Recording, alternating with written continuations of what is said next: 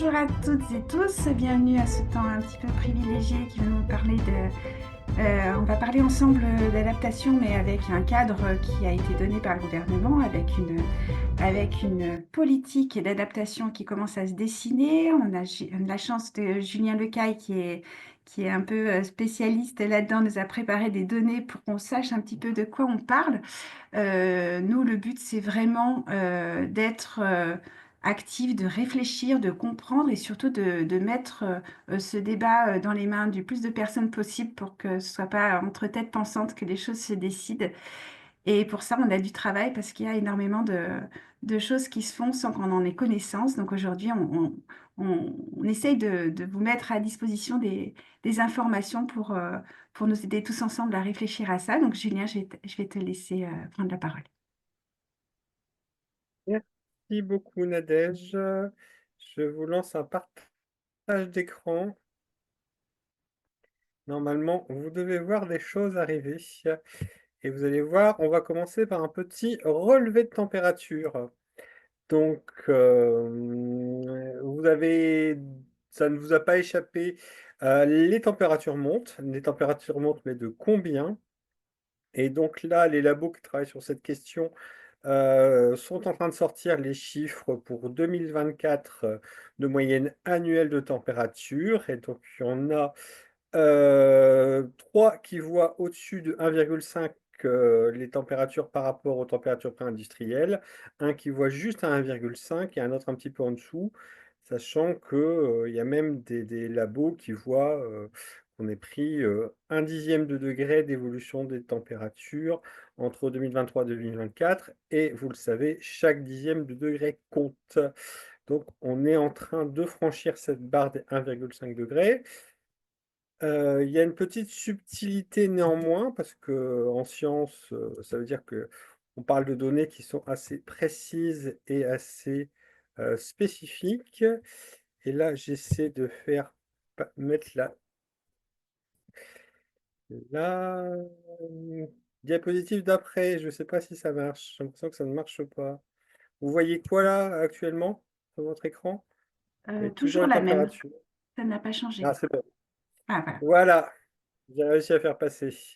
Donc il y a des subtilités, on va dire, puisque dans ces 1,5 degrés, il y en a une partie qui est liée au réchauffement d'origine anthropique, l'action des humains qui réchauffe le climat, et une partie qui est la variabilité naturelle.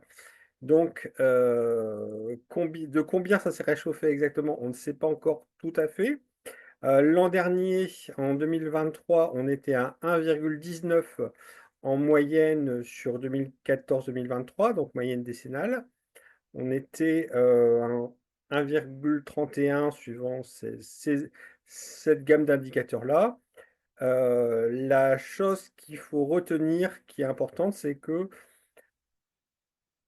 on va vers un franchissement officiel de cette barre des 1,5 degrés en moyenne décennale dans les années qui viennent, donc 2031 actuellement. Ça sera sans doute un petit peu plus rapide que ça parce que la situation ne s'améliore pas.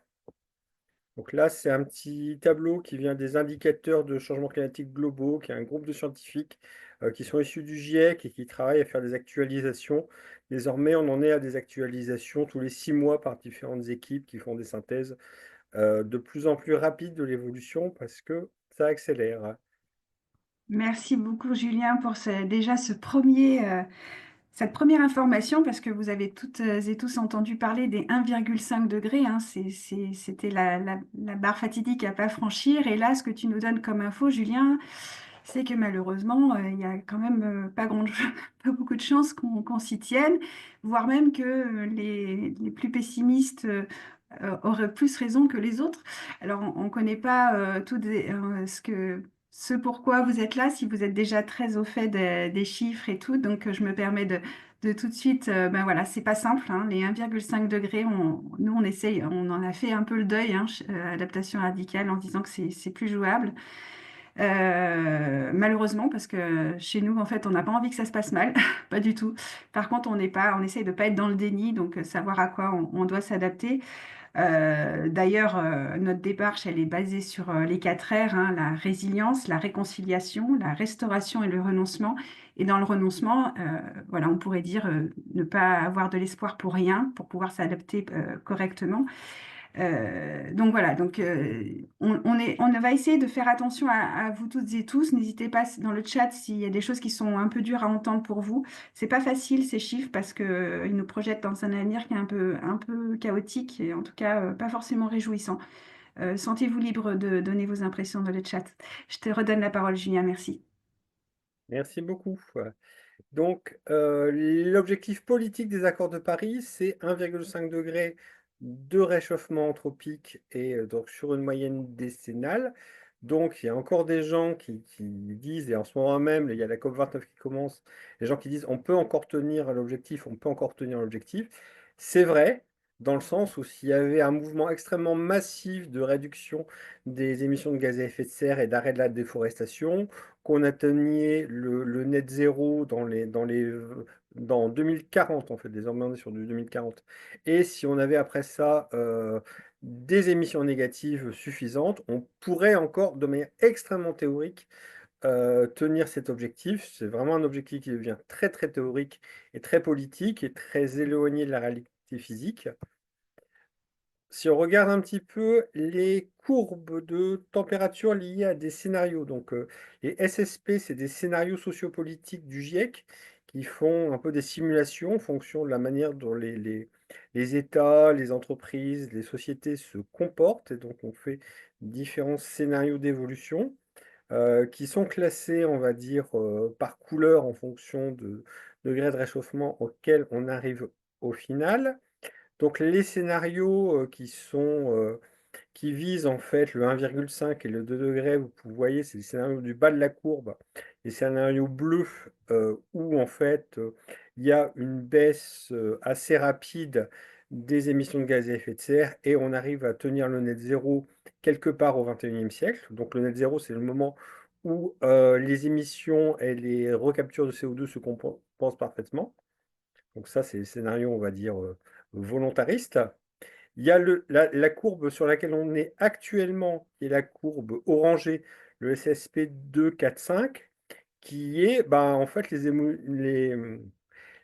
émissions de gaz à effet de serre se continuent légèrement. On n'est plus dans une croissance extrêmement vigoureuse et ça va baisser à un moment, mais on n'atteint jamais le net zéro au 21e siècle. Donc, à aucun moment au 21e siècle, on arrive à compenser les émissions qu'on fait par des recaptures de CO2. Et il y a tout en haut de la courbe les scénarios rouges et rouge foncé, qui sont des scénarios assez hypothétiques, qui pour l'instant ne correspondent pas à l'observé, qui est une reprise en fait assez massive des émissions de gaz à effet de serre et en fait une concurrence régionale, toutes les industries qui fonctionnent à plein régime à envoyer des gaz à effet de serre dans l'atmosphère avec une intense concurrence économique. Donc, c'est pas ce qu'on observe. Est-ce à dire que c'est impossible? Dur à dire. En tout cas, la courbe orange, là, le SSP 245, c'est un scénario médian. Donc c'est un scénario qui existe, qui est proche de l'observé et qui existe entre les intentions politiques et les craintes qui pourraient se poser. Donc les différentes catégories de scénarios sont classées en 8 catégories, de C1 à C8. Donc c'est tout ce qu'il y a sur la droite. Et vous pouvez voir un peu suivant les couleurs. Donc le orangé, c'est le C6. Donc bien évidemment, les scénarios de C1 à C5 sont les plus observés parce que c'est les scénarios les plus souhaitables, c'est ceux où on arrive de manière relativement volontariste à maîtriser le réchauffement climatique. Le SSP de 4, 5, on le maîtrise un peu, ça aurait pu être pire, mais c'est loin d'être suffisant. Le gouvernement a dû plancher, donc à faire le troisième plan d'adaptation au changement climatique, et il y avait une discussion pour savoir est-ce qu'on partait sur deux hypothèses. Une hypothèse politiquement volontariste avec les accords de Paris qui sont tenus et une approche réaliste, entre guillemets, ou pessimiste, suivant les cas, qui se rapprocherait de l'observer en disant, bah non, en fait, prenons plutôt un scénario médian qui est ce qu'on observe, on va dire, en termes de comportement réel. Il y a eu un débat et tous les gens qui ont besoin en fait, d'une trajectoire de réchauffement ont dit, on a besoin d'une trajectoire unique. On ne veut pas deux scénarios, un bien, un pas bien, on veut un seul scénario pour pouvoir anticiper au mieux les évolutions des sociétés, les évolutions des normes techniques, les évolutions des métiers, les évolutions des temporalités.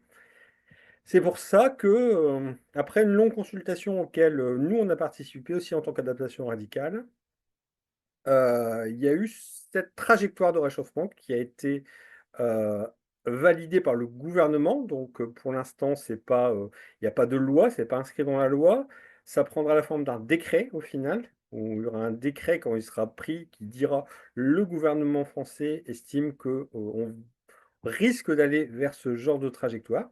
On espère l'éviter, mais on risque d'y aller. Et donc, sur la Terre, ça correspond donc à un scénario entre 2,7 et 3 degrés en 2100, et donc plus 4 degrés en France, parce que les continents se réchauffent plus vite que les océans, et donc la température moyenne en France sera plus élevée que la température moyenne de toute la planète. À quoi ça correspond, tout ça? Ça correspond déjà à une montée des températures moyennes sur toutes les villes de France. Alors, on a ici voilà, une certaine tropicalisation en cours des différentes villes avec des, des- des régimes de température qui sont différents. Moi, je suis plutôt lillois et j'aurai la chance d'avoir, si je suis encore là, en 2100, de voir l'île avec le climat de Bilbao, si c'est cette trajectoire-là qui est suivie. Le climat de Montpellier à Paris, le climat de Valence à Toulouse. Je ne sais pas si c'est un bon présage. Merci Julien. Alors là, waouh, on est dans le dur entre guillemets et encore pas vraiment, mais on parle de la France, on parle de climat qui se modifie.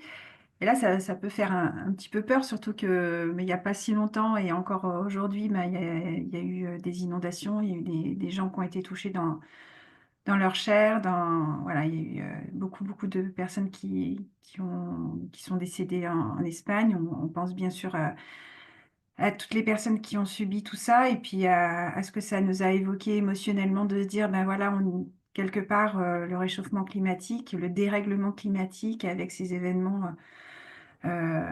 dramatique, je trouve pas de mot forcément le bon, mais ça nous bouleverse en fait. Et là, ce que tu me montres, ben voilà, c'est que tout se décale et que on est concerné.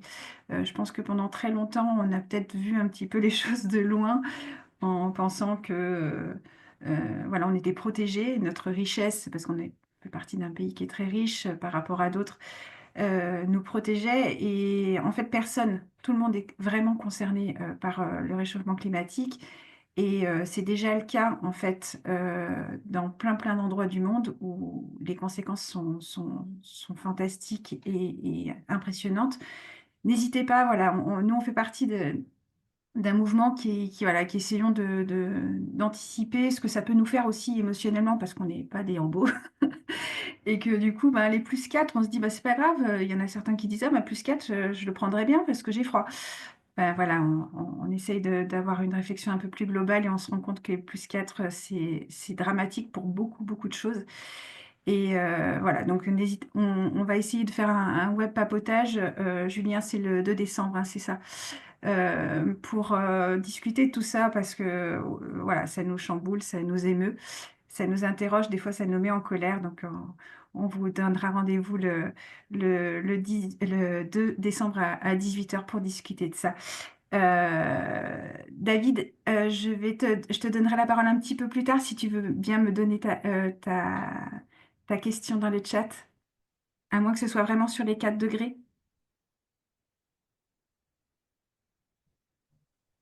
Non, je pensais que tu allais ouvrir un espace de conversation sur ce que ça nous évoque, mais si c'est pas le cas pour l'instant, je vais rebaisser la main. Ok, je te remercie. Effectivement, je voulais juste vous dire que c'est normal c'est ok d'être bouleversé par tout ça. Et voilà. Mais non, c'est pas encore tout à fait là, mais bien sûr, on va se prévoir un temps un petit peu après. Je te remercie, David. Julien, je te redonne la parole. Merci, Nadège. Euh, on va pas faire ici le tour de toutes les conséquences auxquelles qu'on peut anticiper sur ce que c'est que cette France à plus 4 degrés, hein. Là, on survole juste dans l'introduction. Juste les déterminants de température et de précipitation sont vraiment importants. Et quand on regarde la question des sécheresses et des inondations, par exemple, c'est lié en fait à des moyennes de précipitation.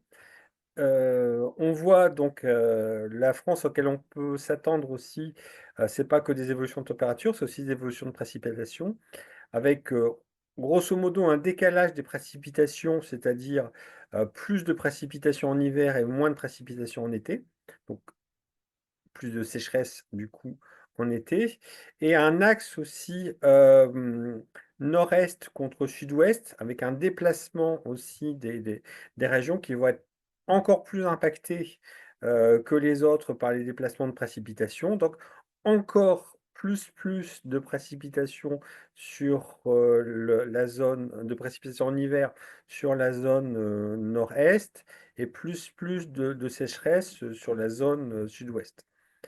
Donc, c'est le problème des moyennes, on va dire, c'est que les moyennes, ça cache les événements extrêmes, puisqu'on n'est que sur des moyennes. Donc, il faut retenir aussi que les normales bougent quand on est face à l'adaptation, c'est-à-dire que là, on est face à une nouvelle normalité. Ce qui était anormal avant devient normal maintenant. Donc, c'est cette nouvelle normalité qui se met en place. Et derrière cette normalité, on va aussi avoir les événements exceptionnels, mais qui du coup ont une exceptionnalité qui dépend de cette nouvelle normalité. C'est un peu technique, c'est un peu jargonnant, mais ça veut dire euh, que des moyennes, on peut dire plus 17%, moins 19%, c'est pas terrible.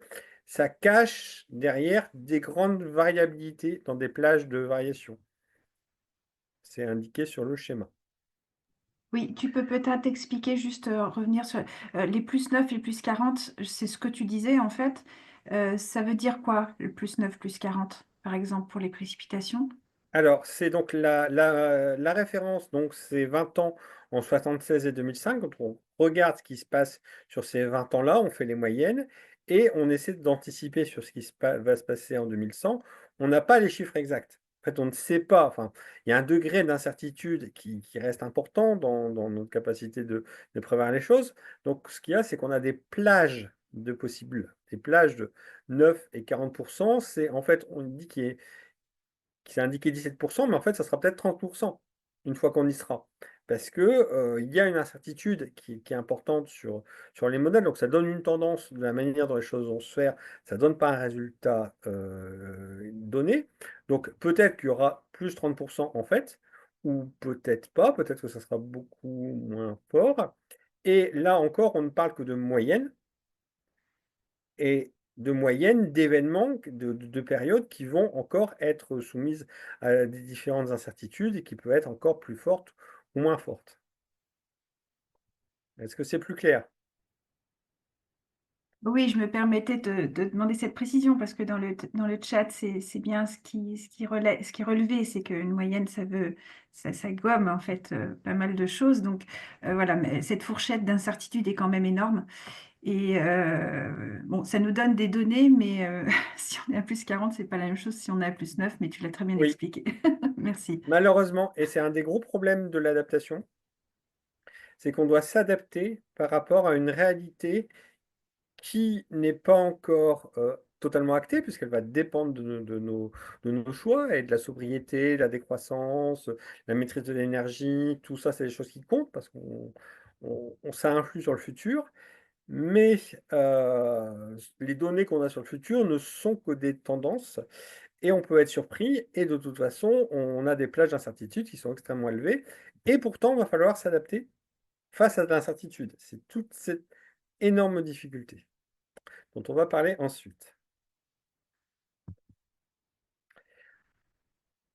On a fait un travail avec Adaptation Radicale l'été dernier, puisque donc cette trajectoire de réchauffement était déjà dans les tuyaux depuis longtemps.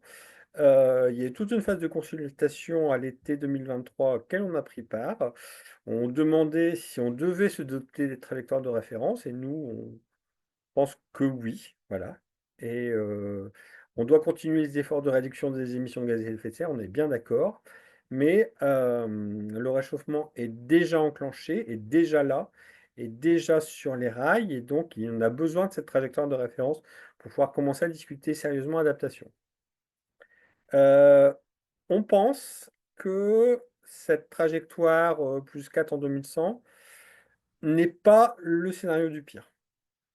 On pense malheureusement que ça peut être pire que ça, pour des tas de raisons, y compris la reprise active des émissions de gaz à effet de serre, y compris des phénomènes d'emballement climatique, y compris plein d'incertitudes. Donc, on pense que c'est bien cette trajectoire, mais que faut surtout pas la présenter comme scénario du pire, que ça serait une mauvaise idée parce qu'il faut aussi pouvoir garder en tête que ce serait peut-être encore pire que ça.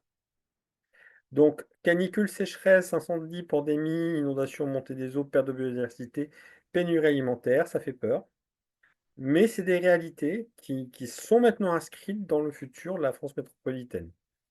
À quel degré, quelle fréquence, quelle intensité, on peut en discuter, mais c'est des catégories nouvelles qui sont là et dont il faut parler. Euh, on a des cadres, on ne pense pas qu'on soit impuissant par rapport à tout ça, donc voilà, on est assez en ligne avec l'objectif systémique une seule santé, une seule planète, One Health, qui invite à considérer les questions de santé, d'alimentation, de déplacement et d'écosystème de manière la plus systémique et intégrée possible. On a notre propre cadre de réflexion qui est les 4 R, qui est un cadre qu'on a en propre, mais qu'on trouve utile en combinant les questions de choix, de préservation, de choix de renoncement, de restauration et de réconciliation. Ce qui compte pour nous, c'est déjà de sortir du déni et accepter que l'avenir sera plus hostile, de plein de manières, mais de dire qu'on va vers un avenir plus hostile. Ça ne veut pas dire que cet avenir sera invivable, mais qu'il y aura plus de défis et donc plus de nécessité d'adaptation.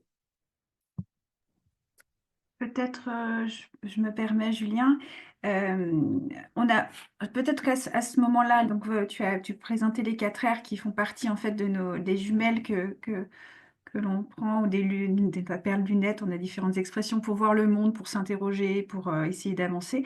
On a également une raison d'être qui va vous expliquer le pourquoi du comment, pourquoi on est là, pourquoi aussi on essaye de trouver des pistes de réflexion correctes et sérieuses pour cette adaptation. Notre raison d'être, il s'agit de reconnaître et accueillir les émotions de chacun, chacune, accompagner la prise de conscience et l'acceptation des processus d'effondrement, prendre soin des communautés humaines et des écosystèmes avec inclusion, soutien et entraide, agir, expérimenter et apprendre ensemble pour soutenir l'adaptation en tissant des liens avec les autres initiatives pour construire un futur désirable et pérenne. En sachant que cette raison d'être risque d'évoluer puisqu'elle, adaptation radicale, c'est un concept qui appartient à personne. et qui est sans cesse en mouvement, vivant, grâce à vous toutes et tous qui intervenez, interagissez, interpellez. Donc, n'hésitez pas à nous rejoindre. La prochaine raison d'être va s'écrire avec vous. Moi personnellement, et pas seulement moi, le terme inclusion me pose un problème et vous pouvez nous interpeller là-dessus. Je te repasse la parole, Julien. Merci. Donc je reprends. On pense qu'on n'est pas démunis, mais est-ce qu'on peut s'adapter à un monde à plus 3 degrés? Ça, c'est une formule qui a commencé à émerger ces derniers mois dans le cadre du plan national d'adaptation qui commence à arriver. Et donc, un certain nombre de gens disent on ne peut pas s'adapter à un monde à plus 3 degrés. Point d'interrogation, qu'est-ce que ça veut dire s'adapter à un monde à plus 3 degrés? Alors, un petit peu de technique, puisqu'on est obligé de parler technique. Donc là, je reprends, c'est extrait en fait d'un rapport sur l'adaptation. Donc le programme des Nations Unies sur l'environnement, il fait des rapports tous les ans sur les émissions de gaz à effet de serre, sur les enjeux d'adaptation. Donc un petit schéma explicatif dont vous revoyez les 5 trajectoires qu'on a vues tout à l'heure, dont la SSP 245 en vert, et puis les trajectoires plus sympas en bleu, et les trajectoires plus effrayantes en rouge. Plus le climat augmente, plus on va devoir affronter des risques. C'est une certitude. On met, on met on met de l'énergie dans l'environnement, on rajoute de l'instabilité, on rajoute du chaos, on rajoute des risques, on déstabilise. C'est acté. Est-ce qu'il y a un niveau où on ne peut plus rien faire? Il existe effectivement ce qu'on appelle les limites à l'adaptation. Donc, il existe 2 types de limites, les limites souples et les limites dures, hein. Les limites souples, c'est on ne s'adapte pas parce qu'on n'a pas assez d'argent pour s'adapter, et donc on n'arrive pas à construire la digue, le barrage dont on avait besoin. Et la limite dure, c'est physiquement, on ne peut pas arriver à s'adapter. Voilà. Cette limite de l'adaptation sépare 2 choses. Sépare les risques évités et les risques résiduels. Donc les risques évités, c'est on s'est adapté, on a fait les bons choix, on a mis l'énergie, le temps, on a renoncé, on a pris des stratégies, on a mobilisé les gens, on a réussi une adaptation et ça nous permet d'éviter un risque. Les risques résiduels, c'est ben voilà, ça n'a pas marché et donc l'inondation, on va l'avoir, on va se la prendre et on va prendre les dégâts. La sécheresse, on va l'avoir, on aura les dégâts sur les cultures, et les cultures qui avaient besoin d'eau, elles n'auront pas d'eau au moment où elles avaient besoin d'eau, ben voilà, c'est fini. Donc, les deux aspects coexistent, ce qu'on arrive à éviter et ce qui est résiduel.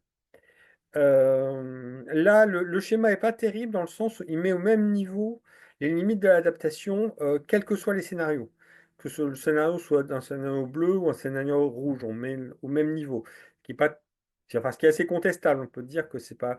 Les limites d'adaptation dépendent un petit peu du degré d'enjeux, de risques à affronter.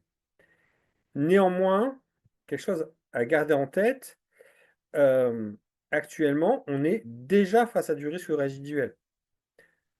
Voilà, Nadège, voilà, connaît Rive de Gier, et avec le niveau actuel de réchauffement, donc on n'est pas encore à un monde à plus 3 degrés, on est déjà face à des risques résiduels. Soit parce qu'on n'a pas fait les bons choix d'adaptation par le passé, soit parce que de toute façon, on ne pouvait pas les faire et que le risque résiduel va rester. Est-ce que c'est clair? On peut continuer? Oui, alors peut-être par contre, j'ai pas, vous intervenez dans le chat et je vous en remercie. Vous inquiétez pas, on va prendre un temps pour justement parler des types de sociétés, des choix politiques, etc. J'oublie pas, on le fera dans un second temps juste pour rassurer tout le monde. Et si vous avez des questions précises par rapport aux slides qui sont sous vos yeux, des problèmes de compréhension notamment, là par contre, n'hésitez pas à le faire de suite parce que comme on va passer à d'autres choses, voilà, ne laissez pas traîner une incompréhension, une question concernant la lisibilité ou les slides qui passent. Je te redonne la parole, Julien. Merci. Merci. Donc, effectivement, les dégâts sont déjà là, actuellement. On n'est pas encore à plus 3 degrés. Donc là, il y a des évaluations, et de plus en plus, les évaluations des dégâts se font en points de PIB. Alors, je sais que ça, c'est dérangeant pour un certain nombre de gens et dans nos univers qui contestent le PIB, mais le PIB, ça reste l'outil, on va dire, de référence pour parler de dégâts. Le dégât, c'est une perte de PIB. Et c'est comme ça que les études qui agrègent beaucoup de choses agrègent les choses.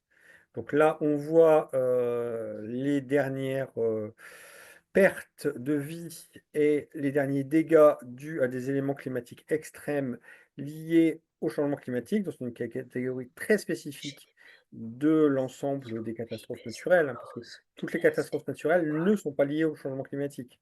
Donc là, c'est une extraction de l'état des dégâts actuels. La grosse incertitude, l'énorme incertitude, c'est de savoir quelle forme a la courbe de dégâts pour le futur. Est-ce que c'est une courbe linéaire? Est-ce que c'est une courbe qui évolue de manière un peu plus que linéaire ou est-ce qu'on va vers de l'exponentiel?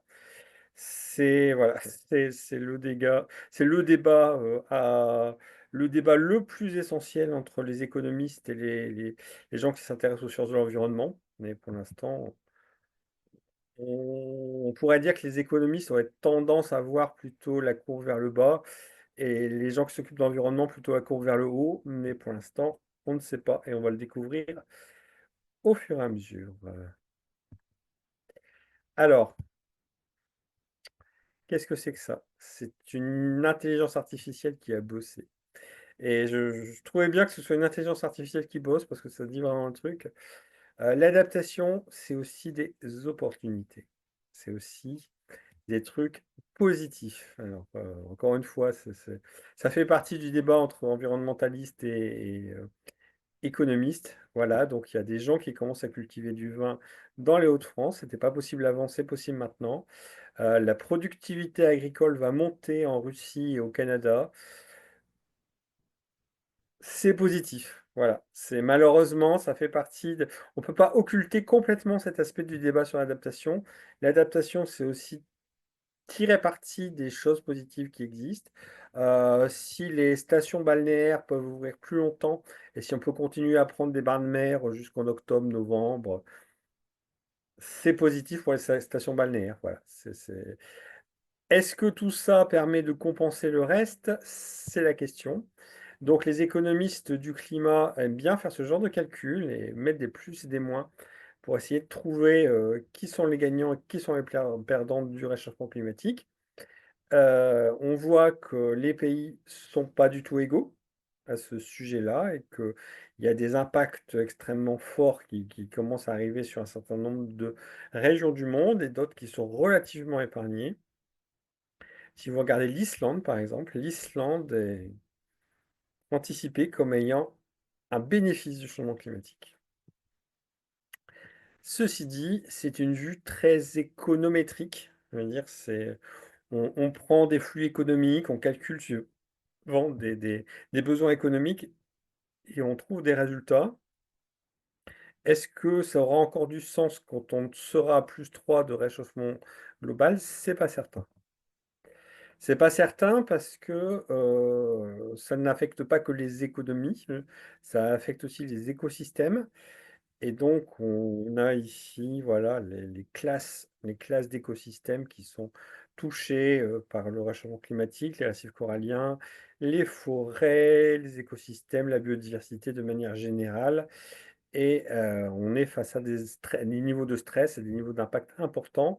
Et on a donc ce réchauffement climatique qui va impacter aussi la crise de biodiversité qu'on vit par ailleurs, l'effondrement de la biodiversité. Donc tout ça va être un facteur supplémentaire de dégradation. Combien tout ça, ça vaut en points de PIB? Je ne sais pas. Sans doute quelque chose, mais combien? Pour l'instant, personne ne le sait trop. Alors, du coup, peut-être, Julien, excuse-moi, je trouve que c'est rude, hein, par les PIB, je suis pas sûre que tout le monde soit à l'aise avec ça. Pourtant, ce sont des, on est dans un, enfin, je vous apprends rien en disant qu'on est dans un monde où les choses ont besoin d'être quantifiées, d'être visibles, et que pour l'instant, la chute de la biodiversité, même si elle peut nous émouvoir et nous toucher, même si intimement c'est perturbant, pour celles et ceux qui dirigent ce monde, les points de PIB sont plus parlants. Et pour faire activer des politiques, voilà, ce sont ces chiffres-là qui leur parlent. Euh, on peut être même en colère, hein, de, de voir tous ces chiffres, de voir les risques sur les écosystèmes en évalués en argent ou en perte. Ça peut me mettre en colère et vous avez le droit d'être en colère, enfin, même si j'ai même pas à vous dire ça.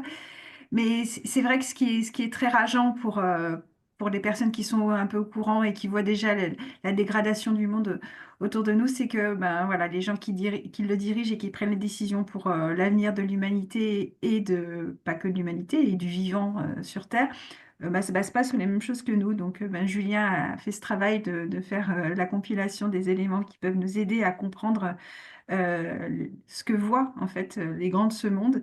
Alors, est-ce qu'ils le comprennent ou pas, c'est autre chose. Mais merci Julien d'avoir fait ce boulot. Je te redonne la parole.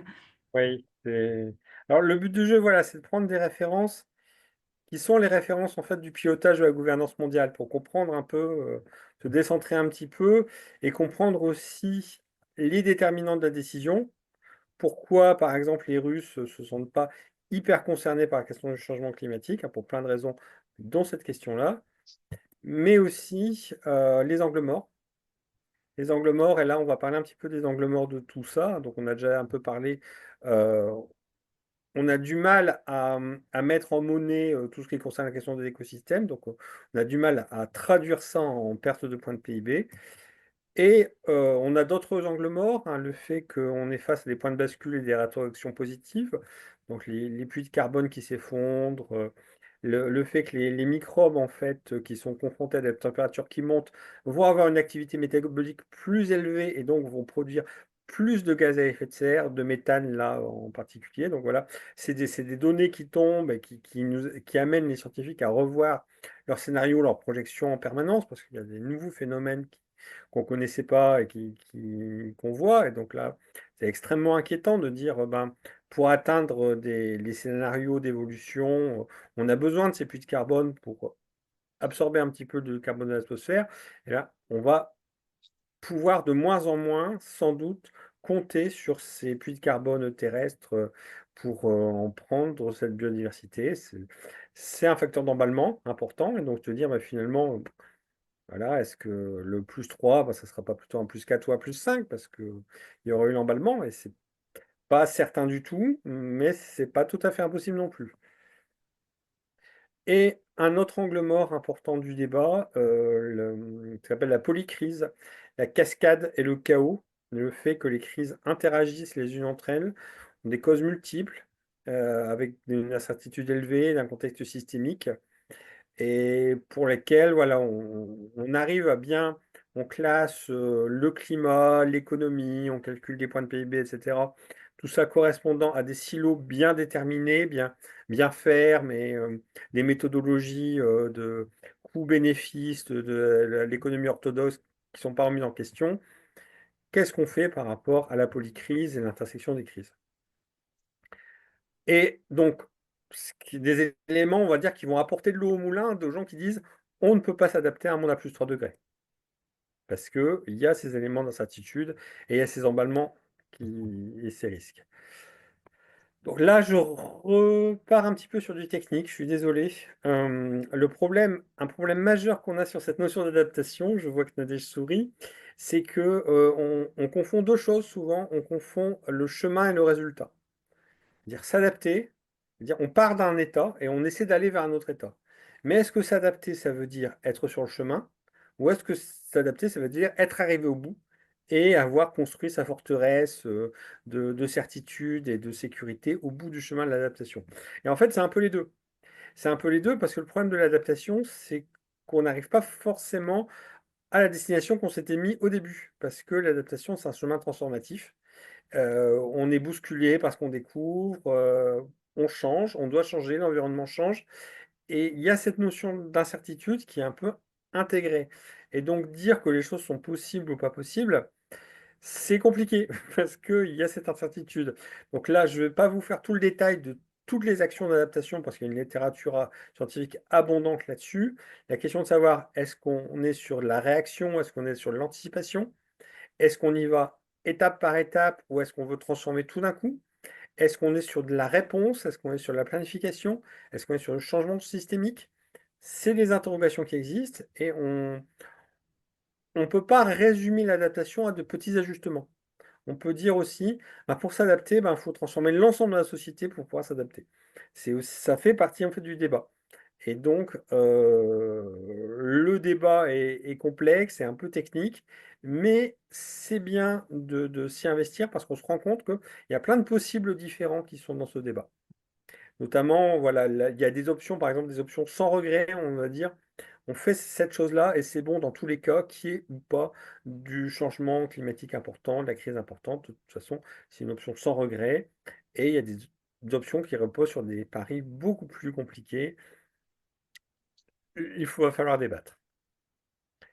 Un autre élément aussi pour comprendre qui est super important, c'est qu'il y a une confusion souvent entre adaptation au changement climatique et prévention des risques. Parce que voilà, ce qui nous émeut, c'est de voir se dire cette inondation, cette sécheresse, qu'est-ce qu'on peut faire pour la prévenir? Et donc on assimile l'adaptation à la prévention des risques, alors qu'en fait, c'est deux choses qui se recoupent mais qui ne sont pas identiques. Dans l'adaptation au changement climatique, comme on l'a vu, il y a prendre en compte les bénéfices déjà. Et ça, c'est pas du tout la prévention des risques, prendre en compte des bénéfices. Et donc il faut aussi analyser les nouveaux paramètres et en tirer le plus de profit. Enfin, le plus de profit, de bénéfices ou en faire au mieux avec les nouveaux paramètres. Mais suivant on peut faire du profit avec le changement climatique. C'est une réalité. Faut l'avoir en tête. Mais c'est pas pour autant qu'il faut l'encourager. Il y a aussi des risques qui ne sont pas liés au changement climatique. Tout ce qui est séisme, tremblement de terre, éruption volcanisme, c'est pas direct. Il peut y avoir des petites marges d'intersection sur un certain nombre de terrains, les terrains qui bougent à cause de la sécheresse. Bon, il y a des choses où on peut y avoir, mais un certain nombre de risques ne sont pas liés en fait au changement climatique. Et donc, il y a cette intersection de l'adaptation et de la réduction des risques. Et ce qu'on peut retenir, c'est que l'adaptation réduit le risque, mais ne l'éradique pas. C'est pas de la magie, c'est pas parce qu'on s'est adapté à une nouvelle situation que on va pas avoir l'incendie, la sécheresse, l'inondation. On l'aura. Juste, on se sera adapté au mieux et on aura l'avantage, on va dire, de la connaissance et de la préparation. C'est déjà ça. On peut considérer que c'est peu, mais c'est déjà ça. Les challenges. Bon, Alors du coup, peut-être qu'on peut faire une petite pause, Julien, dans ta ouais, présentation, parce que là, c'est quand même quelque chose qui nous est reproché beaucoup. L'adaptation, ça veut dire qu'en fait, on accepte les choses, on baisse les bras, on fait plus rien, et puis on s'adapte, quoi. Nous, on voit pas du tout les choses comme ça. On pense que, parce que justement, il y a des choses qui vont se passer, quoi qu'on fasse ou dise et que si on ne s'adapte pas, eh ben, les risques seront encore plus importants. Là, tu l'as très bien expliqué. L'adaptation pour nous, c'est avant tout déjà protéger les plus faibles, puisque souvent, il y a des populations qui prennent tout le temps beaucoup plus fort que d'autres. Et même si en France, on est déjà parmi les plus riches du monde, il y a encore des personnes en France qui sont encore très, très fragiles. Et donc, notre vision des choses, c'est justement voilà, que chacun ait sa place, et puis même dans le processus de décision. Parce que là, tu montres des choses qui sont très, très intéressantes, mais c'est vrai on les apprend pas toutes et tous de la même manière. On n'a pas toutes et tous la même compréhension. On parle pas tous du même endroit non plus. Donc, c'est très important pour nous que chacun s'en saisisse. C'est aussi pour ça qu'on est là. ne se ressemblent pas toutes et tous, et bien heureusement, pourvu que ça dure. Voilà, donc cette adaptation qu'on souhaite de nos voeux, c'est pour réduire ces risques, mais tout en continuant à essayer de bâtir quelque chose de plus intéressant, à travailler radical, dans l'adaptation radicale. Nous, c'est à la racine, c'est-à-dire on veut absolument penser des choses dès le départ, et s'il faut, le mot révolution, c'est un chouette mot, c'est pas forcément se battre contre tout le monde, c'est repenser les choses entièrement dans leur globalité sans faire des petits arrangements avec notre conscience où ce sont toujours les mêmes qui gagnent parce que le monde est quand même fait comme ça, quoi. Voilà, je te redonne la parole, Julien. Merci Nadège. Alors oui, effectivement, c'est notre position, là, dire, en tant qu'organisation, en tant que mouvement. Nous, on plaide pour du changement systémique, changement transformationnel sur l'anticipation. Donc on ne baisse pas les bras.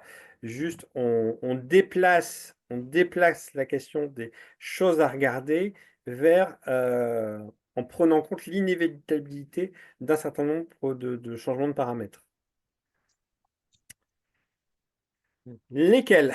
Ben voilà, les motifs d'inquiétude, donc ne soyons pas découragés, mais il y a du travail important qui est fait pour essayer de trouver, d'anticiper justement sur ces risques et sur le niveau de montée des risques auxquels on va être confronté, hein. Donc on voit un petit peu la courbe d'évolution des risques en fonction des températures. On voit qu'entre 2 et 3 degrés, il y a quand même une sacrée montée en niveau de risque. Donc c'est cette montée-là qui va nous concerner, quelle que soit la classe de risque identifiée, hein. Euh, il y a des choses qui sont liées aux événements climatiques, aux événements de grande ampleur, aux impacts globaux sur la santé, et tout va être passé passer un cran, on va dire, en niveau de risque entre le 2 et le 3 degrés. Mais tout est sous contrôle, rassurez-vous. Heureusement, bonne nouvelle, le gouvernement lance une grande consultation publique du plan d'adaptation au changement climatique avec 5 catégories. Protection des populations, résilience des territoires, adapter les activités humaines, protéger le patrimoine naturel et culturel, donc c'est surtout les écosystèmes en fait, et mobiliser les forces vives de la nation. Vous pouvez consulter en ligne le PNACC 3, donc qui est en consultation et en débat jusqu'au 28 décembre. J'ai choisi 5 choses un peu significatives pour ne pas faire les 51 mesures du PNACC. Une première qui est dans la protection des populations, le maintien du régime assurantiel. Pour celles et ceux qui ont assisté à notre débat, s'adapter, c'est renoncer, pour l'interrogation à l'Académie du climat. Il y a Nicolas Fournier qui est intervenu pour dire bah, le régime assurantiel suppose qu'il y a une incertitude. Si c'est une certitude, il n'y a plus d'assurance possible. On ne peut pas assurer des événements qui sont certains. Et le problème, c'est qu'on glisse vers des événements qui sont vers des aléas, vers des certitudes, et donc ça remet en cause pour un certain nombre de territoires, de risques, la question assurantielle. Si j'ai une inondation tous les ans, est-ce qu'il y a encore des assurances qui vont pouvoir suivre? Pas forcément. Donc, c'est toute la question qui se pose. Et donc, la prime catastrophe naturelle, ça va augmenter. Enfin, les assurances, ça va augmenter de toute façon, parce que va y avoir plus de besoins. La question, c'est comment ce système va pouvoir continuer à être financé, sous quelles conditions. Une première mesure et un premier débat important. Deuxième, la résilience du système énergétique. C'est bien beau de produire de l'énergie, qu'elle soit décarbonée ou pas, de produire de l'électricité, mais il faut maintenir en fait la continuité du système énergétique face aux aléas. Comment on fait ça? Troisième mesure, qui est la question de la résilience alimentaire, qui est sous-jacente. Alors, il y a une partie, c'est la souffrance du monde agricole face aux extrêmes climatiques, hein, quand on dépend en fait de la météo et du climat pour produire, pour cultiver. et qu'on est face à des aléas qui augmentent, c'est une souffrance aussi pour le monde agricole. Donc ça, c'est un aspect. Et l'autre aspect, c'est comment on garantit que les populations du territoire seront encore alimentées face face à des possibles crises agroalimentaires. Une autre mesure, la mesure 42, c'est la protection des écosystèmes. Favoriser l'adaptation à la résilience des milieux naturels des espèces au changement climatique. Comment faire en sorte que les espèces s'adaptent au mieux? Ouais, il y a des migrations d'arbres, d'espèces d'arbres, par exemple. Comment on fait? Est-ce qu'on laisse les espèces migrer toutes seules? Mais dans ce cas-là, il faut qu'elles aient des corridors assez larges pour pouvoir faire ces migrations. Est-ce qu'on fait de la migration assistée et on anticipe le climat futur pour les futures plantations, les futures implantations d'espèces? C'est aussi un débat, hein, laisser faire ou faire de manière volontaire, c'est complètement un débat politique qu'il y a derrière cette question-là. Et mobiliser les Français, embarquer les gens sur le débat sur l'adaptation. Déjà, on a ce temps de débat sur le PNACC3 qui ouvre les perspectives, mais comment on embarque les gens, comment on crée un réflexe d'adaptation, comment on fait miroiter des bénéfices à court et à moyen terme si on s'adapte correctement. Bah, toute une réflexion. Alors, on n'est pas forcément d'accord avec cette idée de faire miroiter des bénéfices à court et à moyen terme pour l'adaptation. Mais en tout cas, savoir comment embarquer la population, les professions, les entreprises, les gestionnaires de choses face à cette nouvelle réalité, comment on les fait dialoguer, c'est un truc enfin, qui me tient à cœur, je pense, qui nous tient à cœur aussi dans l'adaptation radicale, de se dire comment on fait pour plus se sentir concerné, comment on fait pour trouver des marges de manœuvre, des leviers d'action, des leviers de choix pour ça, pour pas être démunis et face à un avenir effrayant. Voilà, donc je mets le dernier slide, donc le réflexe d'adaptation de tous les pans de la société. Généralisation de cela dans les documents de planification, dans la vie politique, dans le débat, une culture de l'adaptation dans l'ensemble de la société. Est-ce qu'on y arrivera? Et à quelle vitesse? Je ne sais pas. La parole, je pense, va vous être rendue. Vous allez finir de devoir Merci. m'écouter. Merci Julien en tout cas pour le boulot parce que ouais, c'est super ce que tu as fait. Tu nous as donné beaucoup d'éléments pour pouvoir discuter. On a eu énormément de réactions dans le chat. Donc, merci à toutes et tous d'avoir. Alors, j'ai essayé de, voilà, de noter certaines choses que vous avez dites. Je vais vous donner maintenant la parole par rapport à des éléments que vous avez fournis dans le chat. N'hésitez pas ensuite de me redemander la parole une fois que j'aurai fait le tour. En sachant que voilà, Julien a choisi 5 mesures, il y en a 51. N'hésitez pas à vous faire votre avis vous-même, tout est consultable. Voilà, il faut faire un choix à un moment donné parce qu'on ne pouvait pas les. Donc il les a fait, il l'a fait ce choix, mais vous pouvez consulter tout ça. Voilà, je vais donner la parole à Thierry. Thierry qui nous a parlé de différentes choses, notamment que les catastrophes nourrissent le PIB. Peut-être tu peux prendre la parole, Thierry.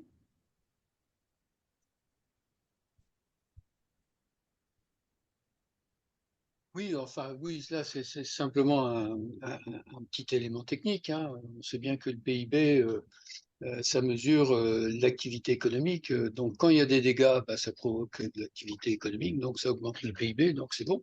Les dégâts, c'est bon pour le PIB. Voilà, tout, enfin, c'est plus une boutade qu'autre chose, hein. Tu as Euh, parlé notamment aussi, enfin, de prévoir l'imprévisible. Comment est-ce oui, qu'on oui, peut, oui. voilà. Je pense qu'effectivement, on est sur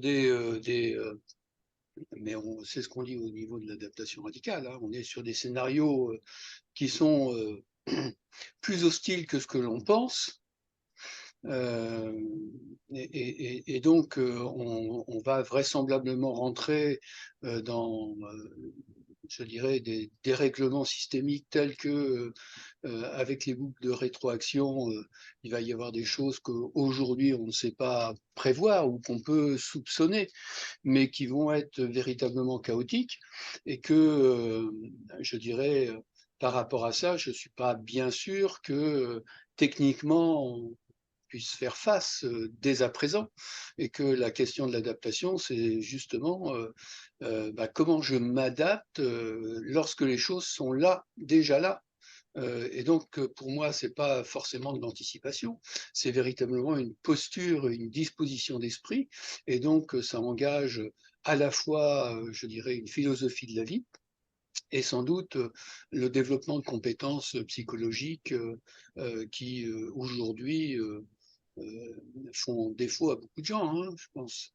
Donc, je pense qu'on est dans cette situation-là et que tout le travail véritablement d'adaptation, c'est un travail je suis pas sûr, enfin pour ma part, hein, on en a déjà beaucoup parlé, que cette mobilisation citoyenne, c'est juste pour moi complètement utopique. Sauf si on dit mobilisation citoyenne, c'est la capacité d'un certain nombre de personnes qui sont un peu sensibilisées à ces questions-là, à agir sur un terrain qui est un terrain local, en lien avec d'autres personnes pour essayer de voir comment on peut faire, comment les choses peuvent, euh, je dirais, non pas être résorbées, mais comment on peut faire face, quoi. Et que ça suppose effectivement de l'entraide, de la solidarité et de savoir se soutenir les uns les autres.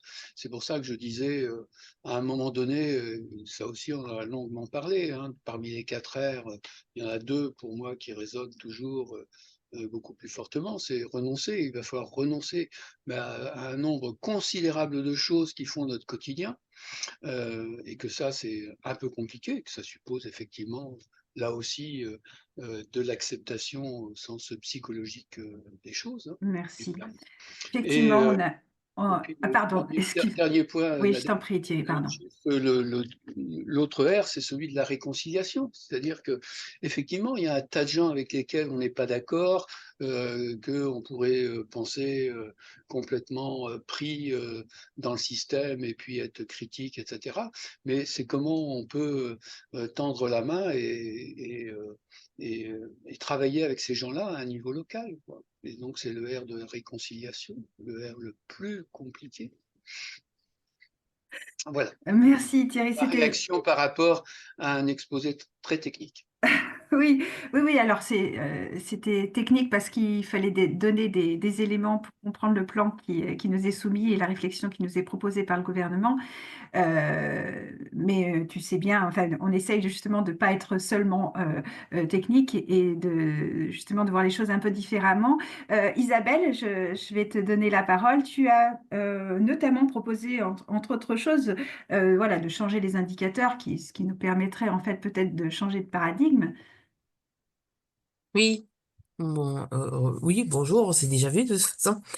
Moi, j'ai parlé de Serge Zaka, je sais pas si vous connaissez. Je pense que vous le connaissez.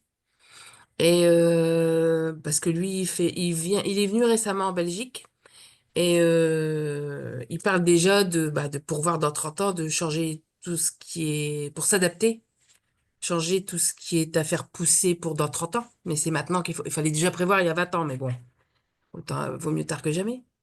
Après, moi, je pense que c'est de toute façon collectivement qu'il faudra faire et pas individuellement, parce que ça, pour moi, c'est individuellement, on va pas loin.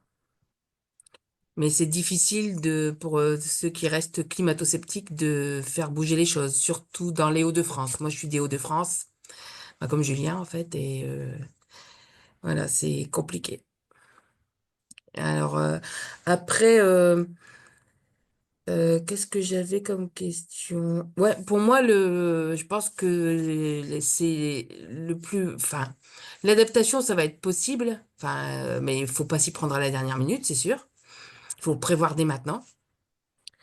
Le gros problème, ça va être les gens qui ne pourront plus vivre chez eux et la migration. Ça a déjà commencé de toute façon, mais qu'on puisse vivre ensemble. Ça va être ça, parce qu'il y a des gens il y a des pays où on ne pourra plus vivre. Où ils ne pourront plus vivre de la même façon que maintenant, quoi. Où ils vont migrer, de toute façon. Et après, oui, alors moi j'ai des beaux projets, mais il y a plein de choses. Il y a une ville à côté de la mienne où ils ont fait comme des jardins partagés, mais sur 1 hectare. Et celui qui est à l'initiative du projet a dit que sur un hectare, on nourrit 7000 personnes. Après, j'ai pas vérifié l'information, mais vous voyez, ils ont réussi à faire pousser sur un hectare. Nourrir 7000 personnes, ça fait à peu près la population de la ville. Et ce qu'il faudrait, c'est ça dans chaque ville, en fait. Merci Isabelle. Il n'y a pas que ça, il y a aussi les écoles Ah, pardon. Être. Il y a Oui, aussi les écoles Être, je ne sais pas si vous oui. connaissez, parce qu'il y en a beaucoup, il y en a 9 de plus là sur les 6 derniers mois, je crois. Moi, je les ai rencontrés lors de l'univers Shifté qui a eu lieu à Lille au mois de juin dernier. Et ça aussi, c'est une solution. Être comme l'être, ETRE. Et j'aurais voulu savoir quelles sont vos solutions, vous, de adaptation radicale. J'ai pas creusé le sujet, alors après, je pense que je peux trouver sur Internet, mais ce que vous avez comme solution. Alors, du coup, Isabelle, je vais d'abord juste répondre à la dernière la question. Juste, on n'a pas de solution. On essaye d'avoir des pistes de réflexion et malheureusement, on pense qu'il n'y a pas de solution. Il y a des pistes qui sont souhaitables, qui vont limiter les risques. Il n'y a pas de solution miraculeuse et malheureusement, sinon, non, voilà. Donc, nous, on cherche à trouver les pistes qui vont limiter les dégâts. Et on pense que les effondrements sont déjà en cours et que d'autres sont à venir. Donc, voilà. C'est une position qui n'est pas une position très enthousiasmante et pourtant, on arrive à trouver de la joie en y travaillant. Je vais donner la parole à David. Merci en tout cas Isabelle pour toutes tes réflexions et tes apports. Je vais donner la parole à David. Alors David, tu as parlé notamment de la ville de Valenciennes, de tout ce qui s'y est passé. Tu as parlé notamment que malheureusement l'adaptation risque de devoir se faire notamment après coup. Oui, alors en fait, j'ai suivi ça de près. C'est d'ailleurs une épreuve en cours, hein. La multiplication des lives sur des journaux nationaux permet de suivre au jour le jour, par exemple sur El País ou El Mundo. Vous pouvez même avec un traducteur suivre les discussions. C'est passionnant et ça donne une vision très précise de ce qui se passe en cas de catastrophe naturelle ou pas que naturelle. Alors, juste pour répondre à Thierry, en fait, la question de la mobilisation citoyenne, il y a différentes lectures et traditions sur le sujet. Alors, dans les villes en transition, nous, on avait évidemment des projets locaux pour préparer à un choc systémique. Donc ça, c'était dans une époque où, on peut dire, on avait en tout cas l'impression qu'il n'était pas encore très présent. Les situations comme à Valence, il y en a eu d'autres avant, on voit à chaque fois et très souvent ce qui se passe, c'est qu'il y a un effet de seuil franchi au sens du GIEC, qui est le seuil social. C'est ce truc qu'ils n'arrivent pas bien à comprendre parce qu'évidemment, c'est plutôt des scientifiques qui sont spécialisés sur des sciences naturelles ou exactes et tout ce qui est sciences humaines reste toujours quelque chose d'un peu complexe dans ses pensées sur la résilience. Et ce qu'on voit par exemple à Valence, on l'a vu ailleurs avant, et on le voit en plus sur des petites échelles. Il n'y a pas que Valence qui a été impacté, il y a 60, 90 villages qui ont été impactés. Et ça, on peut aussi le suivre dans des émissions comme la Radio Nationale d'Espagne. C'est quand même intéressant de voir ces couvertures qui ont été mises en place très très vite avec des journalistes qui vont sur le terrain, qui donnent la parole à des gens qui n'ont pas l'eau, qui ont parfois n'ont pas le téléphone. Et en fait, ce qui ressort souvent, ce qu'on sait assez naturellement, c'est presque à ta vie qu'il y a une énorme résilience locale de fait qui se crée d'aide immédiate. Mais on a vu aussi à Valence des photos impressionnantes qui donnent quand même un petit peu de foi en l'être humain. C'est ces armées de jeunes et de moins jeunes qui prennent des balais, qui vont même passer des ponts pour aller dans les zones sinistrées, qui sont qu'en fait à 500 mètres et qui sont pas accessibles autrement qu'à pied alors qu'il y a des débats au niveau national et régionaux sur les questions de responsabilité politique. Donc c'est assez marrant de voir les différents niveaux qui cohabitent. Il y a le niveau politique, le niveau de la communication et beaucoup de débats d'un côté, et de l'autre les citoyens qui se mettent en marche, qui font des choses. Et pour avoir un peu sondé, il se trouve que ma famille a une maison à 100 km au sud de Valence mais qui est toujours dans cette région de Valence. J'ai discuté avec différentes personnes. Évidemment, ça se propage, c'est systémique et capillaire. Tout le monde n'a pas été touché, mais tout le monde connaît quelqu'un, un voisin qui. Nous, il se trouve qu'on a une avocate dans le sud à 100 km. Elle était comme par hasard à Valence le jour où ça a pété et elle a donné un coup de main comme d'autres. J'ai une amie, c'est pareil, elle habite dans le Morvan, bah, elle était à Valence. Donc en fait, ce que je veux dire, c'est qu'il y a un effet d'exemplarité. Il y a un effet d'accélération. Donc l'adaptation, là, on voit très bien, elle se fait après coup, alors que, il y a eu des discussions qui sont souvent peu connues sur des risques systémiques dans une région comme Valence. Et je pense qu'au fur et à mesure des années qui passent, il va y avoir des discussions tout à fait intéressantes et amusantes de citoyens, mais pas que, de gens qui posent la question de est-ce que vous avez un plan, en fait, un plan de gestion des urgences? En Espagne, je pense que ça va devenir une discussion très à la mode dans beaucoup de villages et de communautés locales et régionales. Donc ça, c'est le mot d'adaptation. Et c'est toujours ce problème des termes, et je vais essayer de pas faire long, je vais faire court. Je pense que il faut toujours dire adaptation et transformation, c'est toujours ce terme qui est maladroit et qui toujours laisse à penser qu'en fait, on va en fait s'adapter à un système qui continue à fonctionner d'une certaine manière. La transformation étant une manière d'en mettre un autre en place. Et je pense que malheureusement, dans le cas de Valence, le mot adaptation, il est bien illustré. C'est-à-dire que l'adaptation, c'est souvent après coup. Et après, c'est très compliqué. Et même en termes de PIB, on va bien rigoler parce que vu le montant des indemnisations, ça va dépendre de règles comptables. Si on les met pas dans le PIB et si on voit la destruction de l'appareil productif, il y a toutes les zones. Il y a plein, les villages, les villes les plus impactées sont en fait une zone industrielle à deux pas de Valence, le long d'une autoroute, une bretelle d'autoroute qui va dans le centre-ville. Et comme c'est totalement artificialisé, l'eau s'est absolument régalée, a tout détruit. Il y a plein de supermarchés détruits. Les voitures se sont envolées comme des fétus de paille. Et une partie de la boue a terminé dans un parc national à côté qui est très connu parce que c'est là où on fait le fameux riz de Valence. Et une partie aussi a recouvert la Huerta, qui est, parce que Valence est une des rares villes dans le monde qui était considérée une des villes les plus écologiques au monde, parce qu'elle a encore toute sa ceinture d'agriculture autour du centre. Et c'est vrai, quand on sort du centre, on peut se retrouver dans des champs. Et une partie est sous la boue. Donc ça fait beaucoup de pollution toxique, et c'est pas juste en envoyant l'armée, des fonds européens, et en reconstruisant des façades neuves et de nouvelles industries, qu'on va faire repartir le PIB. Et je m'arrête là, sinon je vais trop. Merci. C'est très riche, hein, je vous remercie toutes et tous. Vraiment, c'est super intéressant tout ce que... J'essaie de donner la parole quand même à tout le monde. En tout cas, merci de rappeler l'adaptation et la transformation. Nos adaptations radicales, on essaye d'allier les deux, justement. Adaptation parce qu'il faut sortir du déni, transformation parce qu'elle est nécessaire pour plus avoir besoin de s'adapter ou en tout cas de le faire dans les meilleures conditions possibles. Je vais donner la parole à Claire qui parle pour avoir lu ce que je n'ai pas fait, les 51 propositions, et qui parle, elle était étonnée de cette impréparation, qu'on ne soit pas autant préparé. Est-ce que tu veux bien nous donner ton point de vue, Claire? Ah bah, c'est plutôt une question qu'un point de vue. En fait, oui, j'ai effectivement regardé toutes les mesures. Je pense que une sur deux, et encore, je suis gentille, peut-être un peu plus, prévoit des études de vulnérabilité. Euh, je me disais que l'État était mieux préparé, enfin, ou que les militaires étaient préparés, ou que les pompiers étaient préparés. Enfin, en fait, j'ai été vraiment, ça m'a mis un coup réellement de me dire qu'il y a des études de vulnérabilité prévues dans ce PNAC. Enfin, c'est le troisième, je crois. Vous avez peut-être l'expérience. Vous pouvez me dire ce qu'il y avait dans les deux premiers, mais visiblement pas grand-chose. Mais en même temps, voilà, vous connaissez mieux ce qui se fait, ce qu'il y a comme plan de sécurisation, de choses comme ça. Peut-être que en fait, c'est un trompe-l'œil. Je voudrais avoir votre avis là-dessus. Est-ce qu'on est à ce point pas préparé dans ce pays?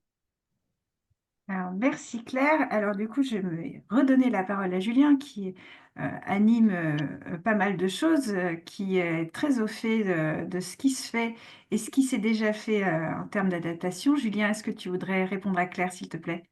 Oui, on peut avoir beaucoup de critiques sur ce plan d'adaptation, notamment sur le fait qu'il n'y a pas de moyens qui sont fléchés, qu'il n'y a rien de contraignant, que beaucoup de choses sont dans la prospective. Ce qu'il faut avoir en tête, c'est qu'on a fait un bond, en fait, en termes d'ambition On était en fait sur des plans d'adaptation précédents, en fait, qui ne voyaient pas aussi loin ni aussi fort. Ils restaient sur des hypothèses qui étaient beaucoup plus, on va dire, politiquement en ligne avec les accords de Paris. En tout cas, on se disait qu'on va avoir besoin de s'adapter, mais un peu. Et là, Ok. le besoin de prospectif qu'il y a dans ce PNACC 3, c'est de dire qu'on a bougé le curseur, on va dire, de la prospective beaucoup plus loin dans le temps et dans l'intensité que ce qu'il y avait avant. Et du coup, on arrive sur des trucs sur lesquels on n'a pas les données. Si on regarde un peu, par exemple, la France à plus 4 degrés, euh, c'est des études qui viennent de Aurélien Ribes, notamment, qui est climatologue plutôt spécialiste de la Méditerranée, il me semble, et qui a fait en fait la descente des scénarios sur la maille France. Mais en fait, il y a beaucoup de prospectives climatiques où on est sur des mailles qui sont beaucoup plus grosses et que plus on va chercher à avoir des résultats précis sur telle ville, telle région, tel risque, on n'a pas les données. Ou alors elles sont vraiment juste, elles viennent juste de tomber. Parce que bah, on est face à des plages d'incertitude qui sont tout simplement monstrueuses, hein. Enfin, faut avoir ça en tête. Merci beaucoup, Julien. J'espère que Claire, ça t'a donné quelques informations, mais je pense on peut continuer à discuter et donner des éléments un peu plus précis sur notre Mattermost, notre Framatine même maintenant. Peut-être on peut mettre le lien dans le chat voilà, c'est ce qu'on fait, on discute, on essaye de challenger les éléments et de se faire notre propre idée. Alors, je vais donner maintenant la parole à Vinod Kumar. À toi.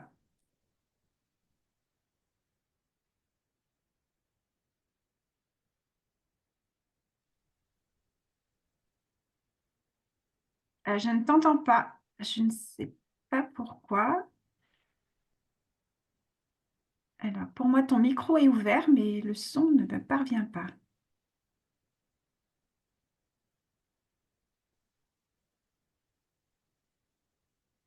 Je ne t'entends toujours pas.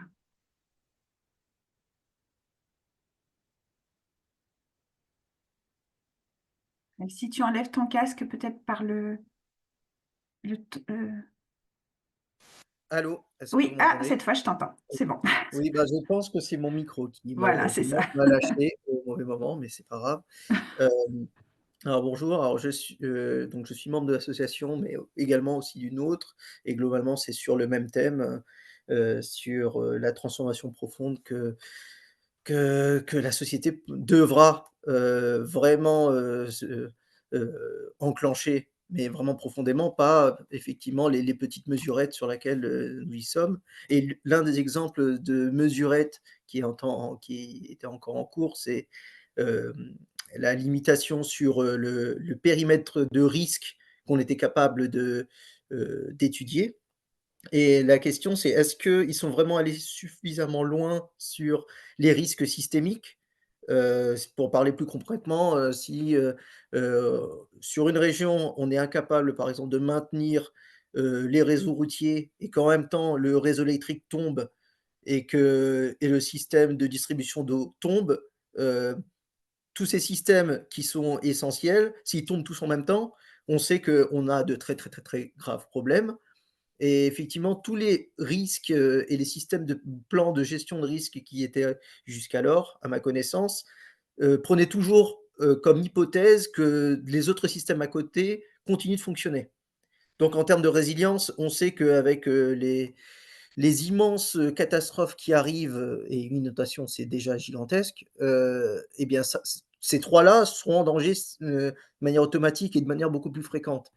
Donc, lorsqu'on parle d'immenses complexités, qui se présentent devant nous, heu on sait que les perspectives sont quand même très sombres et pour revenir du coup au point précédent, qui parlait de transformation et de renoncement à des on va dire des domaines de gaspillage de ressources, on en revient là en fait toujours au final, c'est qu'il va bien falloir, décider et surtout la gouvernance, de définir la pertinence de ce qu'on va garder, pour être sûr que les systèmes vitaux continuent d'avoir un plan B, en fait. Et la question, c'est est-ce qu'on en est là sur le questionnement global de la société, ou bien on est encore sur du technosolutionnisme avec des recherches de financement de part et d'autre. Est-ce que, enfin voilà, où est-ce qu'on en est réellement? Alors, pas au niveau des associations qui ont globalement sont vraiment saisies de la question, mais je parle vraiment les instances, les collectivités, le gouvernement, et malheureusement, j'ai un gros doute là-dessus. Merci à toi. Waouh! Est-ce qu'on peut vraiment répondre, objectivement? Je vais redonner la parole à Julien comme, notre spécialiste des politiques d'adaptation et puis ensuite on a Thierry et ensuite après Marc. Julien? Alors, il y a une volonté extrêmement claire de la puissance publique de se dire on continue à travailler avec du silo, on continue à travailler secteur par secteur et on met à jour les nouveaux paramètres. On a conscience en arrière du risque systémique, mais en fait, on sait pas quoi en faire, on ne sait pas comment le traiter. Donc, à ce stade, on ne le traite pas. Enfin, je veux dire, faut être clair. C'est ce que reprochait, enfin, reproche entre guillemets Thierry sur le fait que ça soit technique, c'est que là, on a besoin d'éléments techniques. Parce que les éléments techniques, en fait, sont le langage commun qui font que les scientifiques, les collectivités, les institutions vont pouvoir avoir une base de référence partagée sur laquelle agir. Donc, c'est un peu l'intérêt du technique, mais en même temps, l'intérêt du technique, on va dire, réduit considérablement la réalité sur un certain nombre de trucs qui sont extrêmement attestables. Et ce qui est moins attestable, moins compris, moins mobilisable, ben, est laissé sur le côté, sur l'arrière-plan. Et donc, malheureusement, il n'y a pas d'approche systémique qui va produire des résultats et qui va dire quelque chose. Je vais donner juste un exemple. Euh, L'approche One Health est une approche systémique. Elle est défendue par un certain nombre d'institutions. Elle fait partie du PNSCC 3. Donc le fait qu'on pensait la santé de manière globale, y compris sur les écosystèmes, ça existe. En pratique, One Health, c'est un truc qui permet pour les chercheurs qui travaillent sur les zoonoses de se faire financer leurs travaux de recherche sur les zoonoses.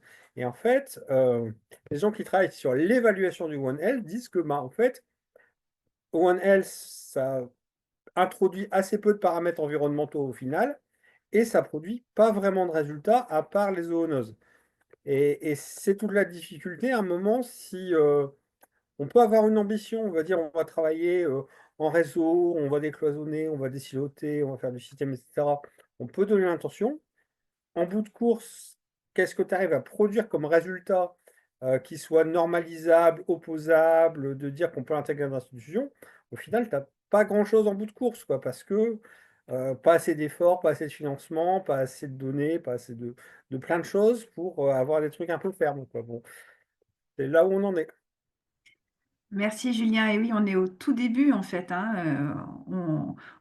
Ça fait des années que des gens en parlent, mais on est au tout début d'une prise de conscience qui, euh, qui se transforme justement en politique. Et du coup, il y a tout à faire. Et malheureusement, il n'y a personne qui s'en occupe vraiment. C'est d'ailleurs pour ça qui est intéressant à se dire. Il faut renoncer à penser qu'il y a des gens qui s'en occupent pour nous. Et c'est aussi pour ça qu'on essaye à notre humble place de faire quelque chose. Thierry, c'est à toi. Oui, bah, juste aussi pour aller dans le même sens que ce que disait Vinod Kumar, et pour répondre à Claire, j'ai mis le message dans le chat, mais pour donner juste une image de notre impréparation, ou plus exactement, quand je dis notre, c'est l'impréparation des politiques, c'est le fait que je dirais, Vinod Kumar parlait de l'eau, mais l'alimentation, c'est toute l'alimentation qui est en jeu. Euh, on voit bien que aujourd'hui, enfin, c'est le rapport de Stéphane Ninou, hein, Résilience alimentaire et sécurité nationale. On l'avait fait venir à l'une de nos soirées thématiques, mais c'est assez, assez déconcertant. C'est-à-dire qu'il n'y a pas de réflexion à ce niveau-là. Il y a pas, dans les plans locaux, territoriaux de prévention, il n'y a pas l'aspect comment on fait pour nourrir les gens. Bah, les supermarchés sont ouverts, quoi. Ah bon? Est-ce qu'ils seront toujours ouverts? Point d'interrogation. Enfin, on en est quand même là, quoi. Quant à ce langage commun je dirais, des indicateurs, du PIB, etc., etc., c'est un langage commun à qui? À un certain niveau je dirais, enfin, de ce qu'on appelle les décideurs ou les influenceurs, etc. Mais c'est pour l'essentiel, ça met de côté, mais tu l'as dit Julien, des plans entiers des problématiques. Lorsqu'il y avait effectivement, tu as listé, mais j'ai posé la question parce que je ne sais pas si ça fait partie des risques qui sont appréhendés et pour lesquels on a des réponses. Face au chaos et face, je dirais, à la répétition des catastrophes, bon, bah, effectivement, il y a vraisemblablement des éléments de solidarité, d'entraide, et ça, c'est réjouissant.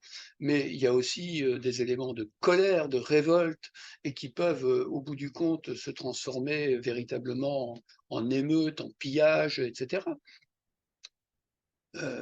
Est-ce que ça, c'est, est-ce qu'on a une vue sur les risques et l'importance des risques? Alors effectivement, il y a la police. Oui, il y a la police. Mais justement, à force d'y avoir de la police et de la police et de la police et de la police, on est sur des régimes qui ont une bascule autoritaire qui est de plus en plus manifeste, avec l'assentiment, le consentement, la bénédiction d'une grande partie de la population, voire les élections. Et dans ce contexte-là, regardez Years and Years, hein, la série qui repasse, hein, ça date d'il y a 5 ans. C'était dystopique. Ça semble aujourd'hui juste réaliste. Bon, on en est là. On en est Merci. juste là. Eh oui. Thierry, merci pour cette... Ouais, tu as posé le décor. Merci. Ce sont des questions effectivement qu'on se pose aussi. On essaye, en fait, on est un mouvement de non-violence, c'est-à-dire qu'on ne veut pas que les réponses qu'on apporte, ce soient des réponses qui enveniment les choses et qui entraînent de la violence. Par contre, on sait qu'il y a des violences qui s'expliquent, on va dire. Donc, on essaye de réfléchir à comment faire en sorte que ces violences n'aient pas besoin de s'exprimer. Merci Thierry pour ton intervention. Je vais donner la parole à Marc et ensuite à Carmen. Ouais, merci. Et bonjour à tous ceux que j'ai pas eu l'occasion de saluer. Moi, vous m'entendez bien? Bon, super. Je voulais aborder les choses sous un autre angle, plus individualiste, plus égoïste même. Je remercie toujours Julien de tout ce qu'il apporte au débat parce qu'il a une vision très globale et c'est vraiment très intéressant et pertinent. Moi, j'ai une vision plus personnelle. Je ne crois pas en la capacité de planification et d'anticipation de l'être humain. Je crois qu'Homo sapiens n'en est pas capable. Par contre, il est très fort en adaptation, que ce soit de l'Islande au désert. C'est s'adapter à tout. Et donc, je mise, moi, l'essentiel de ma participation en adaptation radicale, je mise, moi, sur l'adaptation individuelle et celle de mes proches et de ma communauté, des petites associations dans lesquelles je peux agir, pour augmenter, travailler les 4 R. Donc la résilience, c'est plus facile de se dire qu'on va être en bonne santé et qu'on a des petits outils, des petites techniques pour amortir les chocs, notamment le stress, qui est quand même un facteur terriblement mortifère. La réconciliation, c'est facile de mettre en œuvre, enfin, en tout cas de la proposer dans les associations. Euh, Ce à quoi on renonce, bah, ça, c'est une affaire individuelle, mais c'est aussi évident. Et ce qu'on se réapproprie, c'est pas parfois moins clair, mais avec ces 4 R, j'arrive à avoir une vie engagée, militante, euh, relativement sereine, même si je suis en colère tous les matins en me levant. Au moins, au fil de la journée, comme j'agis, ça s'apaise.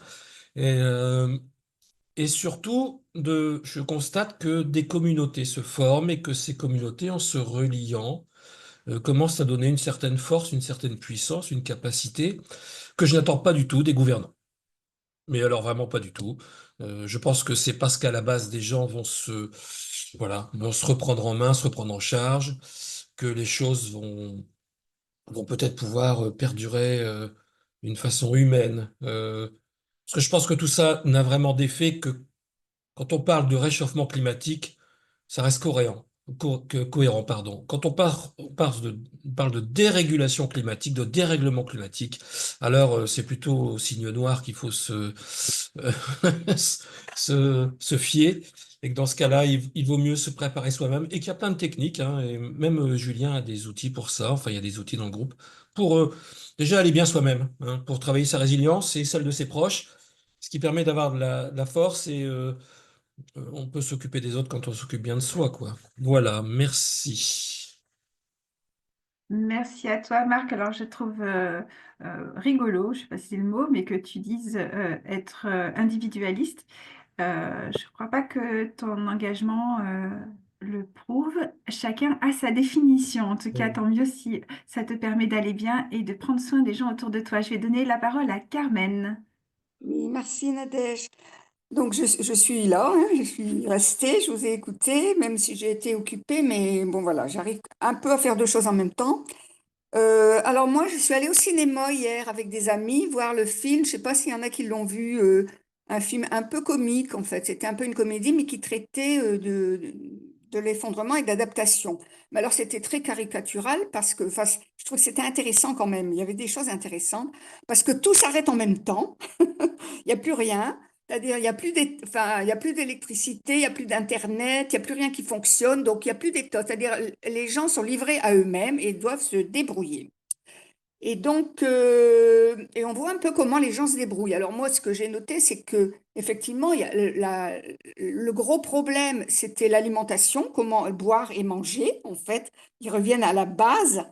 Et donc, bon voilà, donc ça se passe. Alors à la ville, évidemment, mais ils partent à la campagne. Donc c'est un trader, hein, bon, ils partent à la campagne, mais même à la campagne, ils ont les semences qui sont stériles, les sols qui sont stériles. Donc, c'est assez compliqué, en fait, de faire pousser des choses. Enfin, ils y arrivent plus ou moins. Et ils vont à la chasse. Alors, Ne, c'est ça ne donne intéressant. pas la fin, Carmen, quand même, hein. Ne spoil pas. Il faut... Je donne pas la fin. Mais si tu veux, on voit un peu comment les gens s'adaptent quand ils sont le nez dedans, quoi. Quand ils sont dedans, plongés dedans. Et ben, ils tuent des animaux, ils tuent des animaux quand ils mangent. Il y a, alors, il y a les 4 R, en fait, hein, parce qu'ils restaurent. Ils font ils font des sillons là avec un cheval et un soc rouillé, enfin voilà. Ils renoncent à plein de choses, évidemment. Il n'y a plus Internet, plus de télé. Enfin voilà, donc j'ai trouvé c'était intéressant de ce point de vue-là, et puis aussi de voir la résilience, en fait. Quelquefois, on pourrait croire que les gens de la campagne, ils sont plus résilients, mais c'était pas forcément le cas, là, en fait. Voilà, le gars de la ville, finalement, il arrive à bien s'adapter parce qu'il a quand même des ressources de débrouillardise, et finalement, ça marche bien. Enfin voilà, j'avais envie de dire ça parce que c'était bien. Je suis allée voir ça avec des gens pas très, enfin, qui s'intéressent, mais pas très avancés quand même, et je trouvais que c'était une bonne approche pour se plonger dedans. Voilà. Merci Carmen. Idée cinéma et pourquoi pas d'y aller avec des personnes qui ne sont pas encore convaincues par ce qui nous arrive et pourquoi pas une entrée par l'art, hein, que ce soit le cinéma, la chanson, les livres, la littérature. On en est convaincu, Adaptation radicale, et ça fait partie en 2025 de notre projet, d'un projet qu'on va essayer de mener. Merci Carmen. Là, du coup, je vais interférer puisque Xavier avait été parti, mais il avait demandé la parole avant Julien. Xavier, à toi. Bon.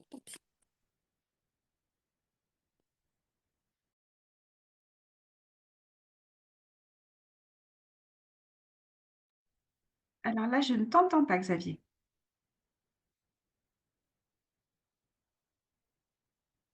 Ok, Ah, je mets c'est le bon. micro. Oui. Voilà. C'est mieux là? Ok. C'est mieux. Oui. Oui, merci pour cette proposition d'échange et merci pour vos interventions. J'étais particulièrement touché par ce qu'a dit David sur l'élan des gens pour aller se soutenir mutuellement, la capacité d'entraide des humains. On l'a vu aussi en 2021 à Liège et à Verviers en Belgique et aussi au moment du tremblement de terre en Haïti et dans d'autres circonstances. Et c'est ça quand même notre capacité de coopération qui est notre plus grande ressource.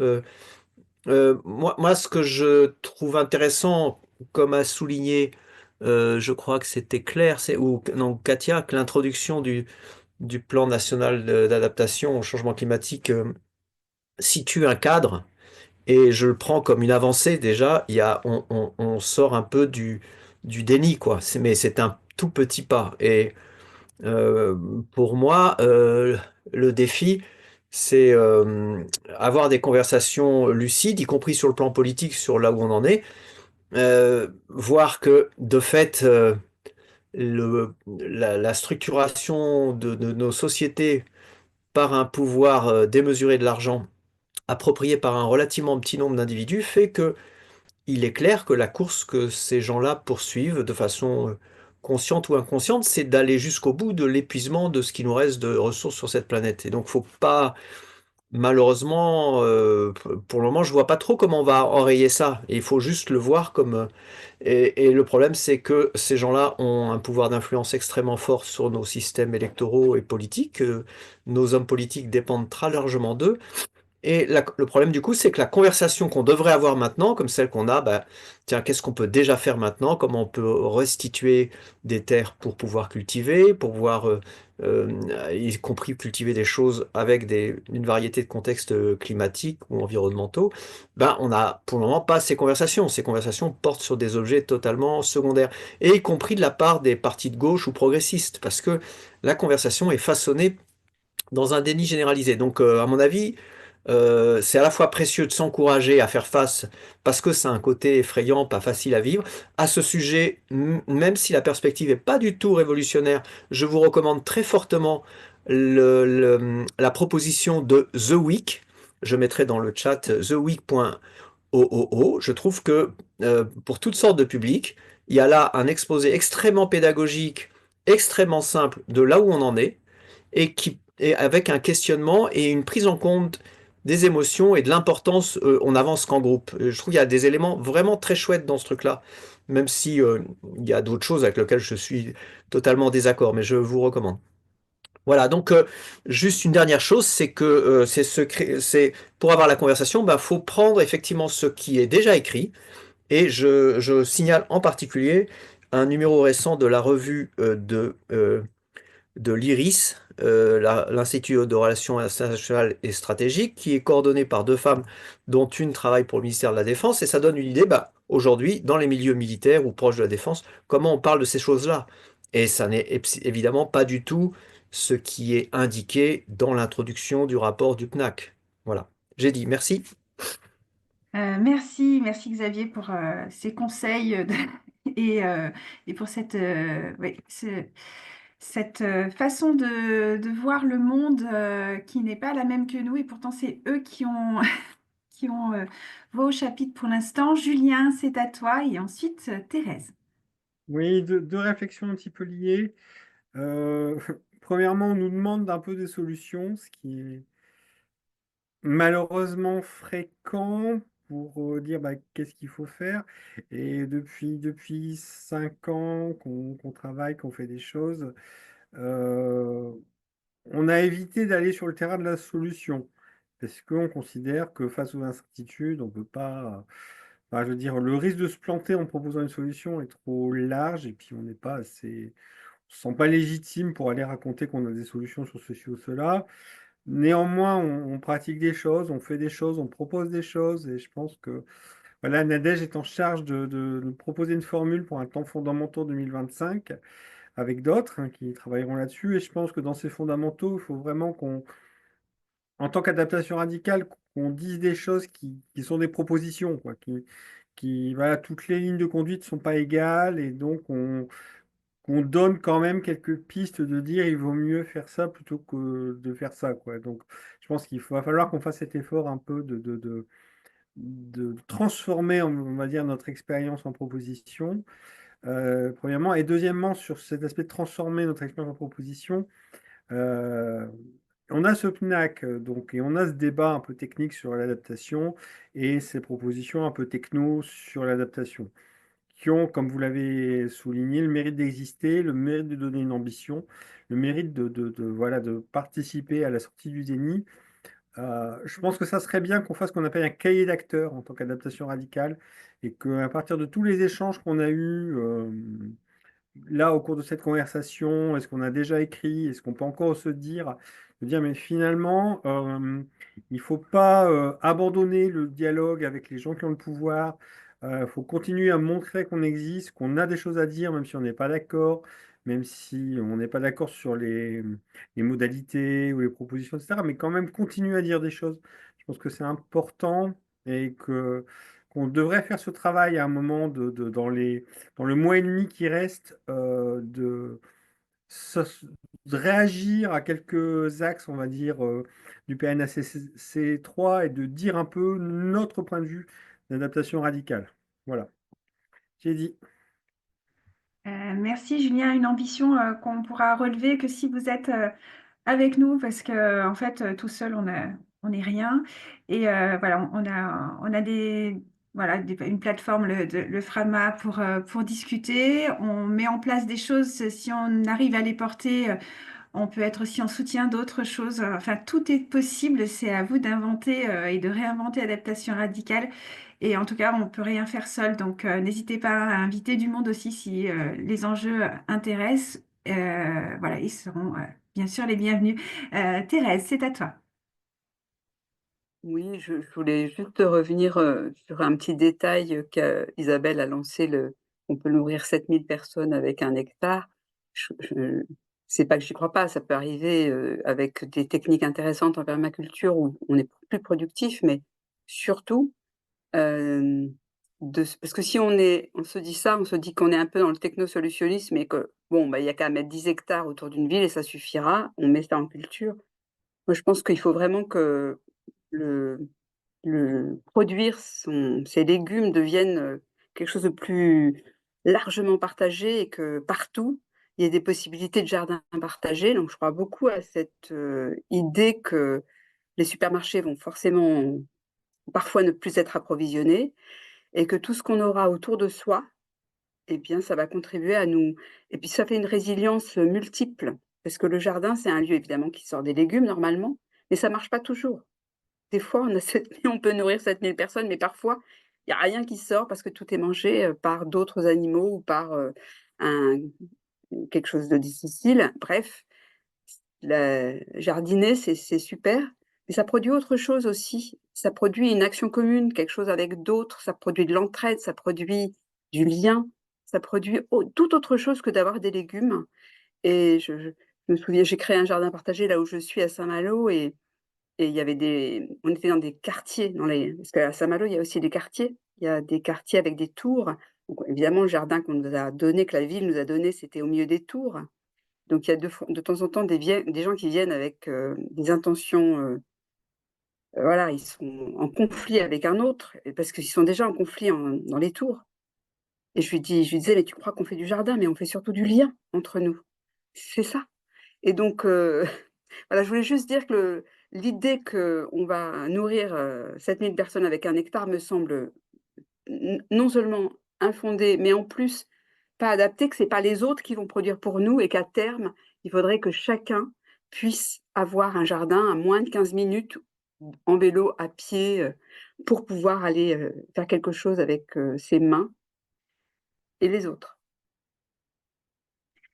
Merci beaucoup Thérèse. Effectivement, faire du lien, alors et surtout faire les choses ensemble. Voilà, adaptation radicale, c'est vraiment ce qu'on pense. C'est-à-dire que même si on a tous des super bonnes idées, si on fait rien ensemble, ça ne va pas déboucher sur grand-chose. Donc ces jardins et en général réparer des choses, participer à des débats, c'est d'abord et avant tout faire du lien, même s'il n'y a pas d'efficacité à la clé. La démarche est déjà passionnante. Xavier et ensuite Isabelle. Oui, merci.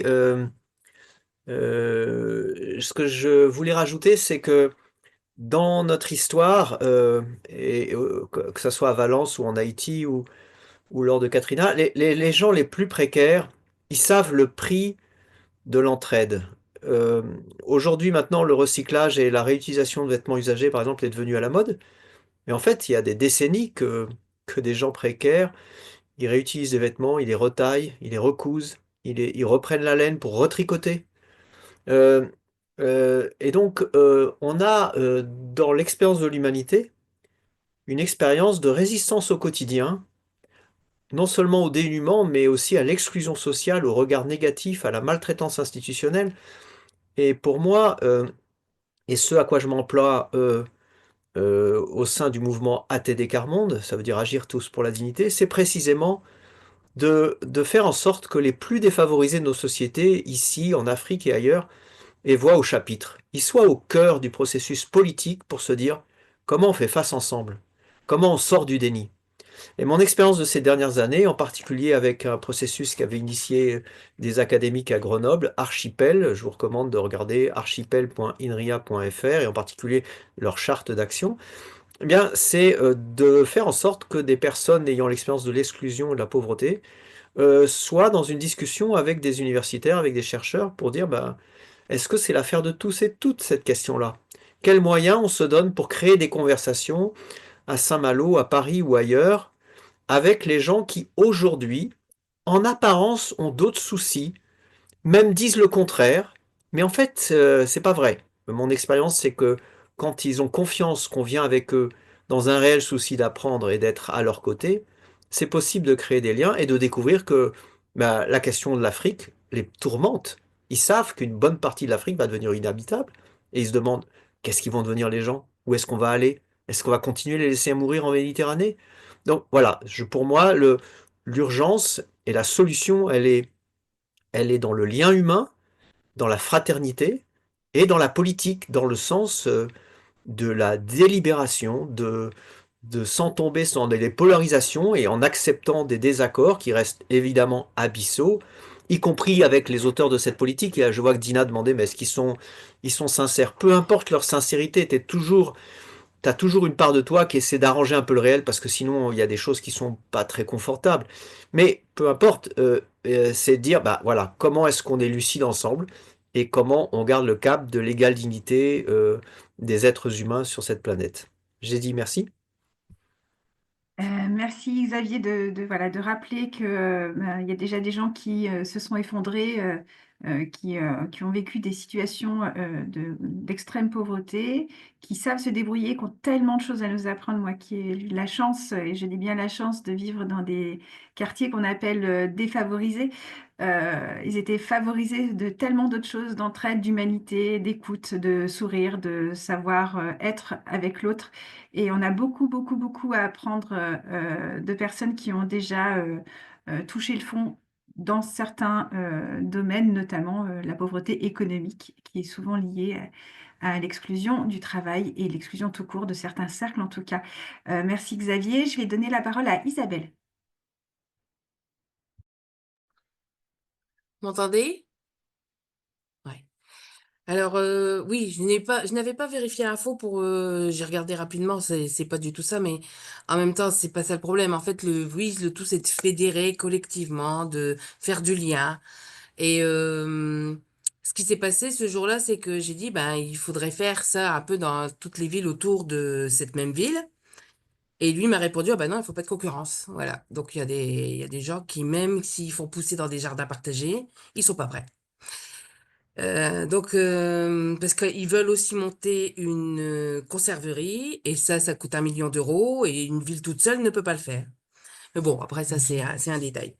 Mais moi, enfin, je tiens une épicerie vrac bio et fine, et par le biais du vrac, on sait être moins cher en bio. Je fais partie aussi d'une association qui récupère des bocaux pour, en fait, au lieu de les jeter. Pour moi, le meilleur déchet, c'est celui qu'on crée pas. Donc, j'essaye de faire de mon mieux et je vais essayer de créer un collectif pour des jardins partagés sur ma commune, parce qu'ils ont 2 hectares ici sur la commune. Enfin, j'essaye d'agir du mieux que je peux. et de faire du mieux que je peux pour que ça avance, mais dans le bon sens. Mais le truc, c'est que il y a des gens qui ne comprendront pas qu'il y aura des mini-effondrements successifs, hein, pour moi, et il y a des gens qui ne comprendront toujours pas. On aura toujours des personnes qui ne vont pas comprendre, dont il faudra se préserver. Voilà. Merci beaucoup Isabelle. Alors déjà, bravo pour ce que tu fais et bravo pour ce que vous faites toutes et tous à votre humble... Voilà, en fait, on n'est pas dans l'exemplarité, mais par contre, on essaye d'être cohérent. Et quand on bouge, il y a aussi quelque chose que je voudrais faire passer, et j'espère que vous serez d'accord avec moi de faire passer ça, c'est quand on est actif, quand on agit, on se sent mieux. Parce que quand on a cette perspective... vraiment pas reluisante et surtout, enfin, je sais pas si vous avez des enfants, mais quand on imagine dans quel monde nos enfants vont grandir, c'est très dur et ça peut vraiment amener des phases de dépression ou de grand désarroi. Donc déjà, sachez que adaptation radicale, on essaye d'être à l'écoute, même si on n'est pas des thérapeutes du tout, hein. Donc on se substitue pas à certains besoins thérapeutiques. Mais le fait d'être en action, d'essayer voilà, d'agir, alors les jardins, c'est passionnant pour ça, mais enfin, comme disait Geneviève Prubot, le quotidien est politique, donc quand on modifie son quotidien, on fait de la politique, et si on le fait dans le bon sens, en plus, on peut donner l'exemple, et je crois que moi, j'ai arrêté d'essayer de convaincre, mais en donnant l'exemple, en étant joyeux et heureux dans ce qu'on fait, en trouvant notre propre intérêt, un peu peut-être même égoïste, on donne envie. Et je crois qu'on est dans une société où pour convaincre, on n'a pas les outils, les médias avec nous. Donc, individuellement, on peut peut-être agir comme ça. Vinod Kumar, à toi, et ensuite David, et puis après, on va terminer notre entrevue.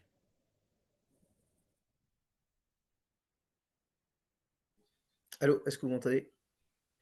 Ok, super. Alors, je rejoins effectivement ce qui a été dit sur créer du lien et notamment avec les personnes qui ont déjà fait face à toutes ces difficultés que nous on entrevoit, ils y font face localement et, euh, et du coup, bon, c'est sur des périmètres qu'ils sont capables de maîtriser, mais ce qui va se passer, c'est que ce sera partout.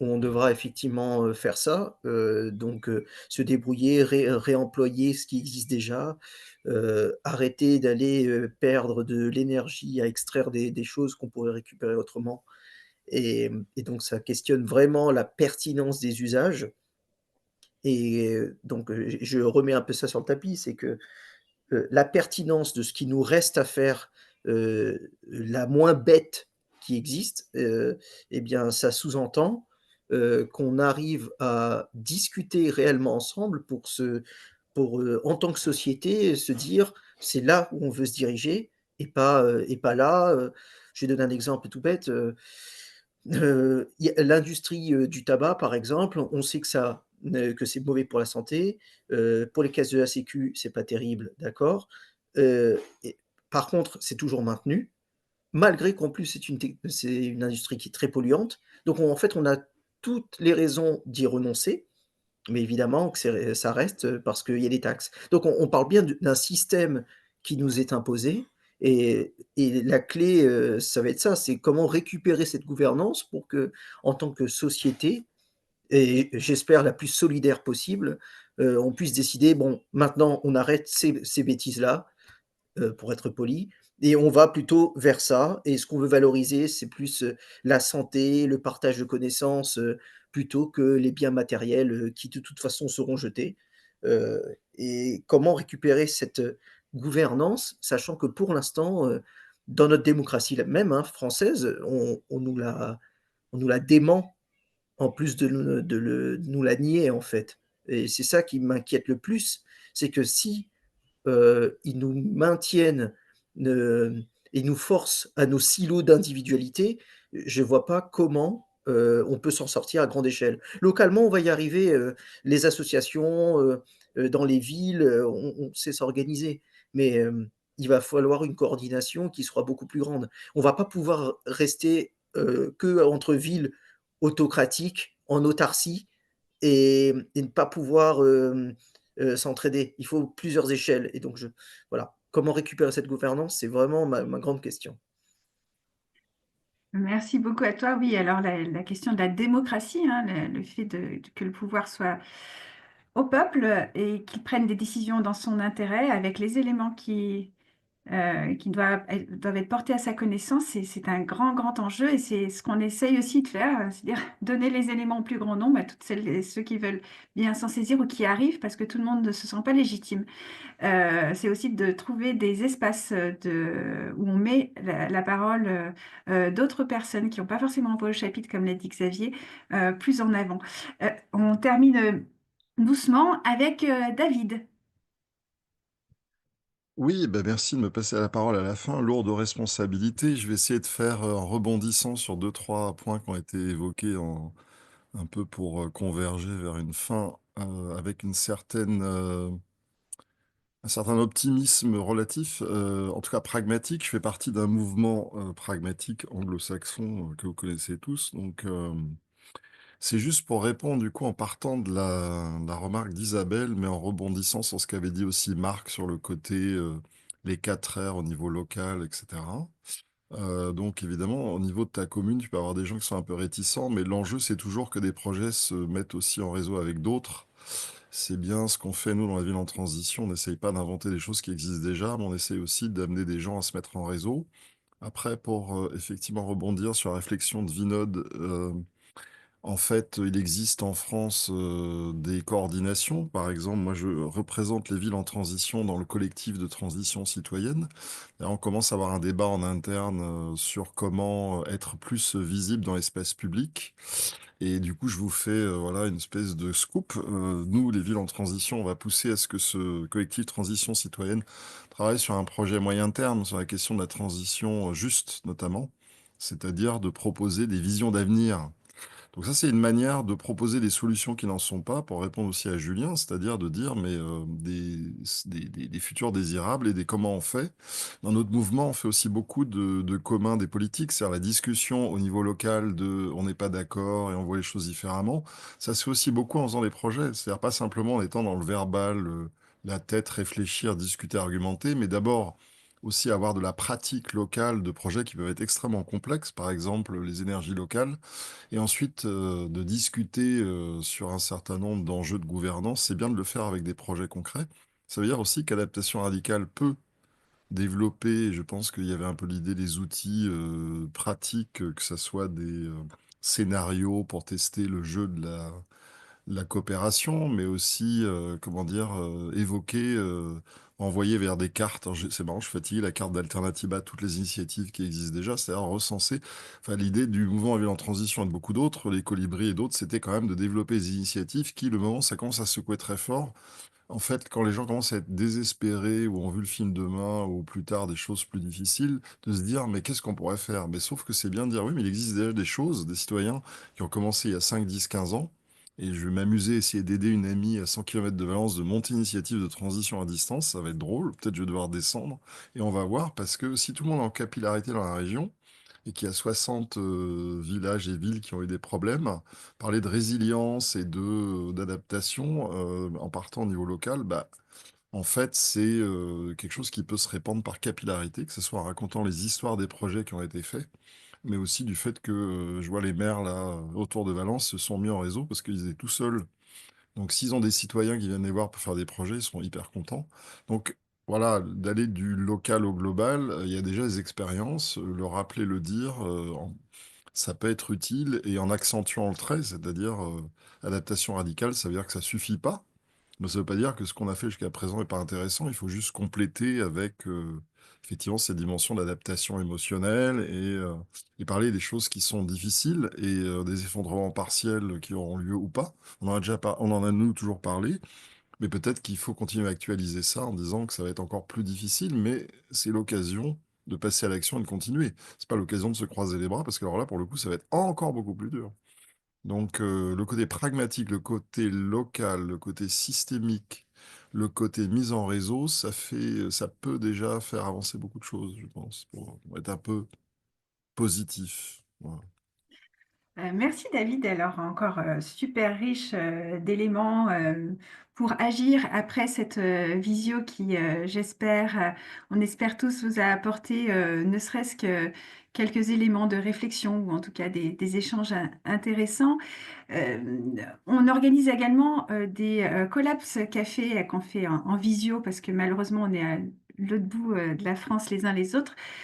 Ces collabs café qui nous permettent d'échanger sur l'actualité, sur des choses qui sont importantes pour nous. On partage également des lectures, des films. Voilà, c'est comme si on avait un café en bas de chez nous où on parlait des choses qui nous tiennent à cœur concernant le collapse et de notre société et des choses qui se passent autour de nous. On a également les web papotages qui sont qui ont été créés par Thierry qui est parmi nous. Ces web papotages servent d'être dans un cadre un petit peu plus protégé, intimiste, de parler de la transformation qui se joue en nous, des chocs qui nous accompagnent tous les jours. Voilà, et on fait une émission un petit peu spéciale avant les fêtes, donc le 2 décembre, parce que des fois, lorsqu'on est confronté à sa famille et qu'on n'a pas des gens qui nous ressemblent autour de nous, on est en grande difficulté ou en tout cas dans des situations un peu compliquées. Donc on va essayer de se tenir les coudes un petit peu à l'avance et se donner peut-être des petits outils pour survivre aux fêtes. Pour certains, c'est compliqué. Voilà. Je voulais aussi vous parler avant que l'on se quitte, que l'adaptation radicale est un mouvement, mais qu'il y a également une association qui soutient Adaptation radicale, le mouvement. Qu'est-ce que ça signifie d'être membre d'Adaptation radicale? C'est donner au mouvement en fait des outils pour exister. C'est favoriser aussi l'organisation d'événements. On essaye de faire des événements présentiels dès que c'est possible, qui permettent d'enrichir les liens et les réflexions. C'est également soutenir la diffusion et le maintien des outils numériques, encore indispensables, pour un mouvement rassemblant des personnes très éloignées géographiquement les unes des autres. Être membre, c'est être en appui et pourquoi pas nous rejoindre pour faire évoluer les choses au sein de la gouvernance. Vous êtes toutes et tous les bienvenus et vous êtes toutes et tous légitimes à en faire partie. Merci infiniment encore à Julien pour la préparation de cette visio. Je vous remercie de votre présence. Je vous dis à très bientôt, à très vite sur les différents outils et portez-vous bien. Au revoir.